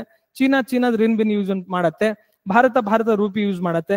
ಅದೇ ರೀತಿ ಈ ಡಾಲರ್ ಅನ್ನ ಡಾಮಿನೆನ್ಸ್ ಅನ್ನ ಕಡಿಮೆ ಮಾಡಕ್ಕೆ ನಾವು ಬ್ರಿಗ್ಸ್ ಕರೆನ್ಸಿಯನ್ನ ತರಬೇಕಂತೂ ಕೂಡ ನಾವೇನ್ ಮಾಡ್ತಾ ಇದೀವಿ, ನಾವು ಹೋಗ್ತಾ ಇದೀವಿ. ಎಟ್ ದ ಸೇಮ್ ಟೈಮ್ ಇದನ್ನ ನಾವೇನ್ ಮಾಡ್ತಾ, UPI ಅನ್ನ ನಾವು ಪುಷ್ ಮಾಡ್ತಾ ಇದೀವಿ. ಇಂಡಿಯನ್ UPI ಏನ್ ಮಾಡ್ತಾ ಇದೀವಿ ಅಂತಂದ್ರೆ 7 ದೇಶಗಳು ಈಗಾಗಲೇ ಒಪ್ಪಿಕೊಂಡಿವೆ. ಮೊನ್ನೆ RBI ಬ್ಯಾಂಕ್ ನ ಏನ್ ಗೊತ್ತಾ, ಒಂದು ಸಭೆಯಲ್ಲಿ ಮಾನ್ಯ ಪ್ರಧಾನಮಂತ್ರಿ ಏನ್ ಹೇಳಿದ್ಗೆ RBI ಒಂದು ಚಾಲೆಂಜ್ ಕೊಟ್ಟಿದ್ದಾರೆ. ಏನ್ ಚಾಲೆಂಜ್ ಕೊಟ್ಟಿದ್ದಾರೆ ಅಂದ್ರೆ, ಒಂದು ನಿರ್ದಿಷ್ಟ ಗುರಿಯನ್ನು ನಿಗದಿಪಡಿಸಿ ಭಾರತದ ರೂಪಿಯನ್ನ ಅಂತಾರಾಷ್ಟ್ರೀಯ ಮಟ್ಟದಲ್ಲಿ ರೂಪಿಯನ್ನ ಇಂಟರ್ನ್ಯಾಷನಲೈಸೇಷನ್ ಮಾಡೋದ್ರಲ್ಲಿ ಏನೆಲ್ಲ ಕ್ರಮ ಬೇಕು ಅದನ್ನೆಲ್ಲ ತೆಗೆದುಕೊಳ್ಳಿ, ನಾವು ಅದಕ್ಕೆ ಸಪೋರ್ಟ್ ಮಾಡ್ತೇವೆ ಒಂದು ಅಂಶವನ್ನ ಏನ್ ಮಾಡಿದ್ದಾರೆ ಅಂತಂದ್ರೆ ಇದನ್ನ ಹೇಳಿದ್ದಾರೆ. ಸೊ ರೂಪಿನ ಇಂಟರ್ನ್ಯಾಷನಲೈಸೇಷನ್ ಮಾಡಬೇಕು. ಅದನ್ನ ಮಾಡ್ಬೇಕಂದ್ರೆ ಏನೇನ್ ಬೇಕು, ನಾವೆಲ್ಲರೂ ಚೆನ್ನಾಗಿ ದುಡಿಬೇಕು, ನಮ್ ಕೆಪಾಸಿಟಿ ಏನಾಗುತ್ತೆ ಅಂದ್ರೆ ಬೆಳೆಸ್ಬೇಕು. ಅದನ್ನಾಗ ಮಾತ್ರ ರೂಪಿ ಸ್ಟ್ರೆಂತ್ ಆಗುತ್ತೆ. ರೂಪಿ ಸ್ಟ್ರೆಂತ್ ಆಯ್ತಂದ್ರೆ ಮಾತ್ರ ಇಂಟರ್ನ್ಯಾಷನಲೈಸೇಷನ್ ಆಗಕ್ಕೆ ಸಾಧ್ಯ. ಓಕೆನಾ. ಈಗ ಗೋಲ್ಡ್, ಫಾರಿನ್ ಅಸೆಟ್ಸ್, ಇದನ್ನೇ ಎಕ್ಸಾಮ್ ಅಲ್ಲಿ ಕ್ವಶನ್ಸ್ ಅನ್ನ ಕೇಳ್ಕೊಂಡಿದ್ದಾನೆ. ಏನ್ ಕ್ವಶನ್ಸ್ ಕೇಳ್ಕೊಂಡಿದ್ದಾನೆ ಅಂತಂದ್ರೆ, ಈ 4 ಅಸೆಟ್ಸ್ ಗಳನ್ನು ಕೊಟ್ಟು ಇದಕ್ಕೆ ಯಾವುದು ಫಾರೆಕ್ಸ್ ರಿಸರ್ವ್ಸ್ ಅಲ್ಲ ಅಂತ ಕ್ವಶನ್ಸ್ ಅನ್ನ ಕೇಳ್ಕೊಂಡಿದ್ದಾನೆ. ಇದು ಸಿಂಪಲ್ ಕ್ವಶನ್ ಅನ್ಸುತ್ತೆ, ಬಟ್ ಎಕ್ಸಾಮ್ ಹಾಲ್ ಅಲ್ಲಿ ಕನ್ಫ್ಯೂಷನ್ ಆಗುವ ಸಾಧ್ಯತೆ ಇರ್ತದೆ. ಸ್ವಲ್ಪ ನೋಡ್ಕೊಂಡು ಮಾಡುವ ಪ್ರಯತ್ನವನ್ನ ಮಾಡಿ. ಓಕೆ, ನೆಕ್ಸ್ಟ್ ನೋಡಿ HDFC ಬ್ಯಾಂಕು. ಈ ಬ್ಯಾಂಕ್ ಏನ್ ಬಂದಿದೆ ಅಂತಂದ್ರೆ 416 ಕೋಟಿ ಏನಾಗಿದೆ ಅಂದ್ರೆ ಲಾಭವನ್ನ, ಎಷ್ಟು ಗೊತ್ತಾ, 4,100 ಕೋಟಿ ಎಷ್ಟು ಲಾಭವನ್ನ ಬಳಸಿದೆ. ಇದು ನಮಗೆ ಅವಶ್ಯಕತೆ ಇಲ್ಲ. ಬಟ್ ನೋಡಿ, ಇದು ಖಾಸಗಿ ವಲಯದ ಅತ್ಯಂತ ದೊಡ್ಡ ಬ್ಯಾಂಕ್. ಇದು ನಿಮಗೆ ಇಂಪಾರ್ಟೆಂಟ್ ಇದೆ. ಖಾಸಗಿ ವಲಯದ ಅತ್ಯಂತ ದೊಡ್ಡ ಬ್ಯಾಂಕು. ಇದರ ಕೇಂದ್ರ ಕಚೇರಿ ಎಲ್ಲಿದೆ ಅಂತಂದ್ರೆ ಮುಂಬೈನಲ್ಲಿ ಇದರ ಕೇಂದ್ರ ಕಚೇರಿ ಇದೆ. ಹೌದಾ, ಎಲ್ಲಿ? ಮುಂಬೈ. ಇದ್ರ ಹೆಡ್ ಕ್ವಾರ್ಟರ್ ಎಲ್ಲಿದೆ ಅಂದ್ರೆ ಮುಂಬೈನಲ್ಲಿದೆ. ಮುಂಬೈ ಆಯ್ತಾ. ಇದನ್ನ ಮೊದಲ 1994ರಲ್ಲಿ ಏನಾಗುತ್ತೆ, ರಚನೆ ಆಗತ್ತೆ. ನೆಕ್ಸ್ಟ್ ನೋಡಿ 1995 ಅಲ್ಲಿ ಏನಾಗುತ್ತೆ ಅಂದ್ರೆ ಇದನ್ನ ಶೆಡ್ಯೂಲ್ಡ್ ಕಮರ್ಷಿಯಲ್ ಬ್ಯಾಂಕ್ ಆಗಿ ನಾವೇನ್ ಮಾಡುತ್ತೆ, ರಿಕಗ್ನೈಸೇಷನ್ ಮಾಡ್ತೀವಿ. ಇಷ್ಟು ನಿಮಗೆ ಗೊತ್ತಿರ್ಲಿ. ಅಂಡ್ ಇದ್ರ ಜೊತೆಗೆ ಬ್ಯಾಂಕ್ ಅಂತಂದಾಗ ಈ ಶೆಡ್ಯೂಲ್ ಕಮರ್ಷಿಯಲ್ ಬ್ಯಾಂಕ್ ಅಂದ್ರೆ ಏನು, ಹೌದಾ? RBI ಆಕ್ಟ್ 1934 ಆಕ್ಟ್ ಬಗ್ಗೆ ನೀವೇನ್ ಮಾಡಿ ಅಂದ್ರೆ ಅಧ್ಯಯನ ಮಾಡುವ ಪ್ರಯತ್ನವನ್ನ ಮಾಡಿ. ಓಕೆ, ಇಷ್ಟು ಬೇಸಿಕ್ಸ್ ಆದ್ರೂ ನಿಮ್ಗೆ ಏನ್ ಗೊತ್ತಿರ್ಬೇಕಾಗತ್ತೆ. ಓಕೆನಾ? ಅಂಡ್ ನೆಕ್ಸ್ಟ್ ಈ ಜಿಯೋ ಇತ್ತಲ್ಲ ನಮ್ದು, ಈ ಜಿಯೋವನ್ನ ಅಂಬಾನಿ ಅವ್ರು ಏನ್ ಮಾಡಿ 2016ರಲ್ಲಿ ಸ್ಥಾಪನೆ ಮಾಡಿದ್ರು. ಈ 2016ರಲ್ಲಿ ಏನಾಗಿದೆ ಅಂದ್ರೆ ಇತ್ತೀಚೆಗೆ ಅದಾನಿ ಮತ್ತು ಅದಾನಿ ಪ್ಲಸ್ ಏನ ಗೊತ್ತಾ, ನಮ್ದು ರಿಲಯನ್ಸ್ ಎರಡು ಸೇರಿ ಏನಾಗಿದೆ ಅಂದ್ರೆ ರಿಲಯನ್ಸ್ ಎರಡು ಸೇರಿ 2 ಪ್ರಾಜೆಕ್ಟ್ಗಳ ಜಂಟಿಯನ್ನ ಏನ್ ಮಾಡ್ಕೊಂಡಿದೆ, ವೆರಿ ಇಂಪಾರ್ಟೆಂಟ್. ಅದಕ್ಕಾಗಿ ನೀವೇನ್ ಮಾಡಿ ಅಂತಂದ್ರೆ ಇದನ್ನ ಜಿಯೋನ ಕೂಡ ನ್ಯೂಸ್ ಅಲ್ಲಿ ಇದೆ, ಇದನ್ನ ಸ್ವಲ್ಪ ಅಧ್ಯಯನ ಮಾಡುವ ಪ್ರಯತ್ನ. ಟೆಲಿಕಾಂ ಸೆಕ್ಟರ್ಸ್ ಬಗ್ಗೆ, ಟ್ರೈ ಬಗ್ಗೆ, ಅದನ್ನ ಕೂಡ ಏರ್ಟೆಲ್ ಬಗ್ಗೆ, ಯಾವ್ದು ಅತಿ ಹೆಚ್ಚು ಚಂದಾದಾರಿಕೆ ಹೊಂದಿರುವ ಕಂಪನಿ ಯಾವುದು, ಜಿಯೋನ, ಏರ್ಟೆಲ್, ವೊಡಾಫೋನ್ ಯಾವ್ದಾರು, ಅದನ್ನು ಕೂಡ ಕ್ವಶನ್ಸ್ ಅನ್ನ ಕೇಳ್ಕೊಂಡಿದ್ದಾನೆ. ಅದನ್ನು ಕೂಡ ನೀವು ನೆನಪಿಡುವ ಪ್ರಯತ್ನವನ್ನ ಮಾಡಿ. ಓಕೆ, ನೆಕ್ಸ್ಟ್ ನೋಡಿ, ಮಾವು MIS ಕ್ವಿಂಟಲ್ಗೆ 1116 ಏನ್ ಮಾಡಿದ್ರೆ ನಾವು MSP ಕ್ವಿಂಟಲ್ಗೆ ಕೊಟ್ಟಿದೀವಿ. ನಿಮಗೆ ಇಲ್ಲಿ ಏನ್ ಬೇಕಾಗಿರೋದು, ನಾನು ಈ ಟಾಪಿಕ್ ಅನ್ನು ಯಾಕೆ ತಗೊಂಡಿಕೊಂಡಿನಿ ಅಂತಂದ್ರೆ MSP is a very important. MSP ಇದೆ ನೋಡಿ. ಈಗ ನಾವು MSP ಟಾಪಿಕ್ ಅನ್ನ ನಿಮ್ಗೆ ಗೊತ್ತೆ 1966-67ರಲ್ಲಿ ಏನಾಗತ್ತಂದ್ರೆ ನಾವು ಹಸಿರು ಕ್ರಾಂತಿಯನ್ನು ಮಾಡ್ತೀವಿ. ಹಸಿರು ಕ್ರಾಂತಿ ಅವಾಗಿಂದ ಏನಾಗತ್ತಂದ್ರೆ ಅವಾಗಿಂದ ನಾವು MSP ಅನ್ನ ಜಾರಿಗೆ ತರುವ ಪ್ರಯತ್ನವನ್ನು ಮಾಡ್ತೀವಿ. Very important. ಜೊತೆಗೆ ಈ MSP ಬಿಟ್ಟು ಮಾವುಗಳಿಗೆ ಯಾವ ರೀತಿ ಬೆಲೆಯನ್ನು ನಿಗದಿ ಮಾಡ್ತೀವಿ. ಕಬ್ಬಿಗೆ ನಾವು ಏನ್ ಮಾಡ್ತೀವಿ, FRP ಅಂತ ಕೊಡ್ತೀವಿ. FRP ಬೆಲೆಯನ್ನು ಕೊಡ್ತೀವಿ. ಈ ಬೆಂಬಲ ಬೆಲೆ ಯೋಜನೆಯನ್ನ ನೀವು 360 ಡಿಗ್ರಿ ಅಧ್ಯಯನ ಮಾಡುವ ಪ್ರಯತ್ನವನ್ನು ಮಾಡಿ. ನಿಮಗೆಲ್ಲ ಗೊತ್ತಾ, ಈಗ ಒಂದು ಬೇಸಿಕ್ಸ್ ಏನ್ ಗೊತ್ತಾ, ನಾವು MSP ಕೊಡ್ಬೇಕಾದ್ರೆ ಫಸ್ಟ್ ಏನ್ ಮಾಡಿದ್ವಿ ಅಂತಂದ್ರೆ ಈ CACP ಅಂತ ಒಂದು ಬಾಡಿ ಇದೆ. CACP, ಹೌದಾ? CACP ಅನ್ನೋ ಒಂದು ಬಾಡಿ ಇದೆ. ಈ ಬಾಡಿ ಏನ್ ಮಾಡತ್ತೆ ಅಂದ್ರೆ ರಿಕಮೆಂಡ್ ಮಾಡತ್ತೆ. ಈ ಬಾಡಿ ಏನೇನು ಗೊತ್ತಾ, ಕ್ಯಾಬಿನೆಟ್ ಕಮಿಟಿ ಎಕನಾಮಿಕ್ ಅಫೇರ್ ಅನ್ನೋ ಕಮಿಟಿ ಏನು ಆಗತ್ತಿದ್ರೆ ನಿರ್ಧಾರ ತೆಗೆದುಕೊಳ್ಳುತ್ತೆ. ಇದರ ಅಧ್ಯಕ್ಷರು ಯಾರಾಗಿರ್ತಂದ್ರೆ PM ಆಗಿರ್ತಾರೆ. ಈ ಟೋಟಲ್ ಎಷ್ಟು ಬೆಳೆಗಳಿಗೆ ಕೊಟ್ಟಿವಿ ಅಂದ್ರೆ 22 ಬೆಳೆಗಳಿಗೆ ನಾವು ಕೊಟ್ಟಿವಿ. ಸೊ ಈ ಡೇಟಾ ಚೇಂಜ್ ಆಗ್ತೈತೆ, ಸ್ವಲ್ಪ ನೋಡ್ಕೊಳ್ಳುವ ಪ್ರಯತ್ನವನ್ನ ಮಾಡಿ. ಎಕ್ಸಾಮ್ ಹೋಗುವ ನೋಡ್ಕೊಂಡು ಹೋಗ್ಬೇಕಾಗತ್ತೆ ನೀವು. MSP 1 it the same time ಗೊತ್ತಾ, ಈ ಮಾವು ಇನ್ನೊಂದು ಕಾರಣದಿಂದ ನ್ಯೂಸ್ ಇಲ್ಲಿತ್ತು. ಏನಂದ್ರೆ ಈ ತೋತಾಪುರಿ ಮಾವಿನ ಹಣ್ಣು, ತೋತಾಪುರಿ ಮಾವಿನ ಹಣ್ಣನ್ನ ಈ ಆಂಧ್ರ ಪ್ರದೇಶದ ಚಿತ್ತೂರಲ್ಲಿ ಸಾಕಷ್ಟು ದೊಡ್ಡ ಮಾರ್ಕೆಟ್ ಇದೆ. ಆದ್ರೆ ಈ ಚಿತ್ತೂರಲ್ಲಿ ಆಂಧ್ರ ಪ್ರದೇಶ ಸರ್ಕಾರ ಏನ್ ಮಾಡಿದೆ ಅಂದ್ರೆ ಇದನ್ನ ನಿಷೇಧ ಮಾಡಿತ್ತು. ಅದು ಕೂಡ ನಮ್ಮ ರಾಜ್ಯದ ತೋತಾಪುರಿ ಮಾವು ತಳಿ ಕೂಡ ಇಂಪಾರ್ಟೆಂಟ್ ನ್ಯೂಸ್ ಅಲ್ಲಿ ಇತ್ತು. ಅದನ್ನು ಕೂಡ ನೆನಪಿಡುವ ಪ್ರಯತ್ನವನ್ನ ಮಾಡಿ. ಇದನ್ನ 1616 ರೂಪಾಯಿಗೆ ನಾವೇನ್ ಮಾಡ್ಕೊಂಡಿವಿ, ಮಾವನ್ ಕೊಟ್ಟಿವಿ. ಮಾನ್ಯ ನಮ್ಮ ಕೈಗಾರಿಕಾ ಸಚಿವರಾದಂತಹ HD ಕುಮಾರಸ್ವಾಮಿ ಅವರು ಕೂಡ ಏನ್ ಮಾಡಿದ್ರು ಅಂತಂದ್ರೆ ಲೆಟರ್ ಬರೆದಿದ್ರು. ಇದು ನೋಡಿ, ಈ ಮಾವುಗಳನ್ನ ಯಾವ್ಯಾವ ಡಿಸ್ಟಿಕ್ ಅಂದ್ರೆ ಕೋಲಾರ, ಚಿಕ್ಕಬಳ್ಳಾಪುರ ಮತ್ತು ಬೆಂಗಳೂರು ರೂರಲ್ ಏನಾಗಿ ಈ ಡಿಸ್ಟಿಕ್ ಗಳಿಗೆ ಅದು ಇಂಪ್ಯಾಕ್ಟ್ ಆಗ್ತಾ ಇತ್ತು. ಸೊ ಲೆಟರ್ ಬರೆದು ಇದನ್ನ ಗೊತ್ತಾ ರಾಜ್ಯ ನ್ಯಾಯ ಕೊಡಿಸುವ ಪ್ರಯತ್ನವನ್ನ ಮಾಡ್ಕೊಂಡಿದ್ದಾರೆ. ನನಗೆ ಈ ಟಾಪಿಕ್ ಇಂದ ಏನ್ ಬೇಕಂದ್ರೆ, ಈಗ ಮಾವುಗೆ ನಾವೇನ್ ಗೊತ್ತಾ MIS ಬೆಲೆಯನ್ನು ಕೊಡ್ತೀವಿ. ನನಗೆ 22 ಬೆಲೆಗಳಿಗೆ ನಾವೇನು ಕೊಡ್ತೀವಿ ಅಂದ್ರೆ MSP ಕೊಡ್ತೀವಿ. ಕಬ್ಬಿಗಳಿಗೆ FRP ಬೆಲೆ ಕೊಡ್ತೀವಿ. ಯಾವಾಗ ಕೊಡ್ತೀವಿ, ಜೊತೆಗೆ ಈ CACP ಅಂದ್ರೆ ಏನು, ನಮ್ಮ cabinet committee on economic affair ಅಂದ್ರೆ ಏನು, ಎಷ್ಟು ಬೆಳೆಗಳಿಗೆ ಕೊಟ್ಕೊಂಡಿವಿ, ಇವೆಲ್ಲಾ ಕ್ವಶನ್ಸ್ ಗಳನ್ನ ಎಕ್ಸಾಮ್ ಅಲ್ಲಿ ರಿಪೀಟೆಡ್ ಆಗಿ ಕ್ವಶನ್ಸ್ ಅನ್ನ ಕೇಳ್ಕೊಂಡಿದ್ದಾನೆ. ಇದರ ಬಗ್ಗೆ ನೀವು ಬೆಳಕು ಚಂದ ಓದ್ಬೇಕು ಅನ್ನೋದೇ ನನ್ನ ಉದ್ದೇಶವಾಗಿದೆ. ಓಕೆ, ನೆಕ್ಸ್ಟ್ ನೋಡಿ, ಇಷ್ಟು ಬೇಸಿಕ್ಸ್ ಅನ್ನ ತಿಳಿದುಕೊಳ್ಳೋ ಪ್ರಯತ್ನವನ್ನು ಮಾಡಿ. ನೆಕ್ಸ್ಟ್ ನೋಡಿ, ರೈಲ್ವೆ ಕಾಲೋನಿ ಜೀವ ವೈವಿಧ್ಯ ತಾಣವಾಗಿ 368 ಮರಗಳನ್ನ ಕಡಿಯದಿರಿ ಕಂಡ್ರೆ. ನಿನ್ನೆ ಏನಾಗಿತ್ತು ಅಂದ್ರೆ ರಾಜ್ಯ ಏನಾಗಿದೆ ಅಂದ್ರೆ ರಾಜ್ಯ ಜೀವ ವೈವಿಧ್ಯ ಮಂಡಳಿಯ ಏನಾಗತ್ತಂದ್ರೆ ಮಂಡಳಿಯ ಏನಾಗತ್ತೆ ಸಭೆ ಆಯ್ತು. ಈ ಸಭೆಯಲ್ಲಿ ಏನಾಗತ್ತಂದ್ರೆ ನಮ್ಮ ರೈಲ್ವೆ ಕಾಲೋನಿ ಎಲ್ಲಿದೆ ಅಂದ್ರೆ 368 ಮರಗಳಿದೆ. ಅವು ಏನ್ ಗೊತ್ತಾ, ಇವು ಪಾರಂಪರಿಕ ತಾಣಗಳಾಗಿ ನಾವೇನ್ ಮಾಡಿ ಘೋಷಿಸ್ಕೊಂಡಿವಿ. ಅದನ್ನ ನೀವು ಹಾನಿ ಮಾಡಬೇಡಿ ಎಂಬ ಸಭೆಯಲ್ಲಿ ನಿರ್ಣಯ ತೆಗೆದುಕೊಳ್ಳಲಾಗಿದೆ. ಈ ರಾಜ್ಯ ಜೀವ ವೈವಿಧ್ಯ ಮಂಡಳಿ ಬಗ್ಗೆ ನನಗೆ ಬೇಕು. ನಮಗೆಲ್ಲ ಗೊತ್ತಿದೆ, ಈ ಬಯೋಡೈವರ್ಸಿಟಿ ಆಕ್ಟ್ ಅನ್ನ ನಾವು 2002ರಲ್ಲಿ ಏನ್ ಗೊತ್ತಾ ನ್ಯಾಷನಲ್ ಲೆವೆಲ್ ಅಲ್ಲಿ ನಾವು ಜಾರಿಗೆ ತಂದಿವಿ. ಇದರ ಪರಿಣಾಮವಾಗಿ ನಾವು ಸ್ಟೇಟ್ ಬಯೋಡೈವರ್ಸಿಟಿ ಬೋರ್ಡ್ ಅನ್ನ ನಾವೇನ್ ಮಾಡ್ಕೊಂಡಿವಿ, 2003ರಲ್ಲಿ ನಾವು ರಚನೆಯನ್ನ ಮಾಡ್ಕೊಂಡಿವಿ. Very important. ಇದ್ರ ಬಯೋಡೈವರ್ಸಿಟಿ ಬೋರ್ಡ್ ನ ಕೆಲಸ ಏನಂದ್ರೆ ರಾಜ್ಯದಲ್ಲಿ ಜೀವ ವೈವಿಧ್ಯತೆಯನ್ನ ಕಾಪಾಡುವುದು ಇದರ ಮುಖ್ಯ ಕೆಲಸವಾಗಿದೆ. ಇದರ ಇನ್ನೊಂದು ನಾನು ಕ್ವಶನ್ ಅನ್ನು ಕೇಳ್ತೇನೆ, ಹಾಗಾದ್ರೆ ಈ ರಾಜ್ಯ ಜೀವ ವೈವಿಧ್ಯದ ಮಂಡಳಿಯ ಅಧ್ಯಕ್ಷರಾಗಿರ್ತಾರೆ? ಕಮೆಂಟ್ ಮಾಡಿ ತಿಳಿಸಿ. ನನಗೆ ಗೊತ್ತಿದೆ, ಬಟ್ ನೀವು ಕಮೆಂಟ್ ಮಾಡಿ ತಿಳಿಸಿ ಯಾರು ಆಗಿರ್ತಾರೆ ಅಂತ. ಅದನ್ನೊಂದು. ಎಟ್ ದ ಸೇಮ್ ಟೈಮ್ ನೋಡಿ, ನಿನ್ನೆ ನಾನು ಕೂಡ ಹೇಳಿದ್ದೆ, ನೀವು ಯಾವುದೇ ಒಂದು ಪರಿಸರಕ್ಕೆ ಬಂದಾಗ ವರ್ಲ್ಡ್ ಲೈಫ್ ಪ್ರೊಟೆಕ್ಷನ್ ಆಕ್ಟ್ 1972, ಹೌದಾ? ನೆಕ್ಸ್ಟ್ ಬಯೋಡೈವರ್ಸಿಟಿ ಆಕ್ಟ್ 2002, ಹೌದಾ? ನೆಕ್ಸ್ಟ್ 1986 ಏನಾಗುತ್ತೆ ಅಂದ್ರೆ 86 ನಮ್ಗೆ ಗೊತ್ತು ಫಾರೆಸ್ಟ್ ಆಕ್ಟ್. ನೆಕ್ಸ್ಟ್ ನಮ್ದು ಯಾವ್ದು ಇದು 3 ಆಕ್ಟ್ಸ್ ಗಳನ್ನ. ನೆಕ್ಸ್ಟ್ ಗೊತ್ತಾ ನಮ್ ಕಾಂಪಾ ಫಂಡ್ ನೋಡಿ, ಕಾಂಪಾ ಫಂಡ್ ಅನ್ನ. ನೆಕ್ಸ್ಟ್ ಇದನ್ನ ಬಿಟ್ರೆ ನಮ್ಗೆ ಗೊತ್ತಾ ಈ ಫಾರೆಸ್ಟ್ ರೈಟ್ ಆಕ್ಟ್ಸ್ ಅಂತ ಬರುತ್ತೆ, ಫಾರೆಸ್ಟ್ ರೈಟ್ಸ್ ಆಕ್ಟ್ಸ್ 2006. ಈ ಎಲ್ಲಾ ಆಕ್ಟ್ಸ್ ಗಳ ಬಗ್ಗೆ ಏನ್ ಮಾಡುತ್ತೆ ಅಂದ್ರೆ ನೀವು ಡಿಟೇಲ್ ಆಗಿ ಅಧ್ಯಯನ ಮಾಡುವ ಪ್ರಯತ್ನವನ್ನು ಮಾಡಿಸಿ.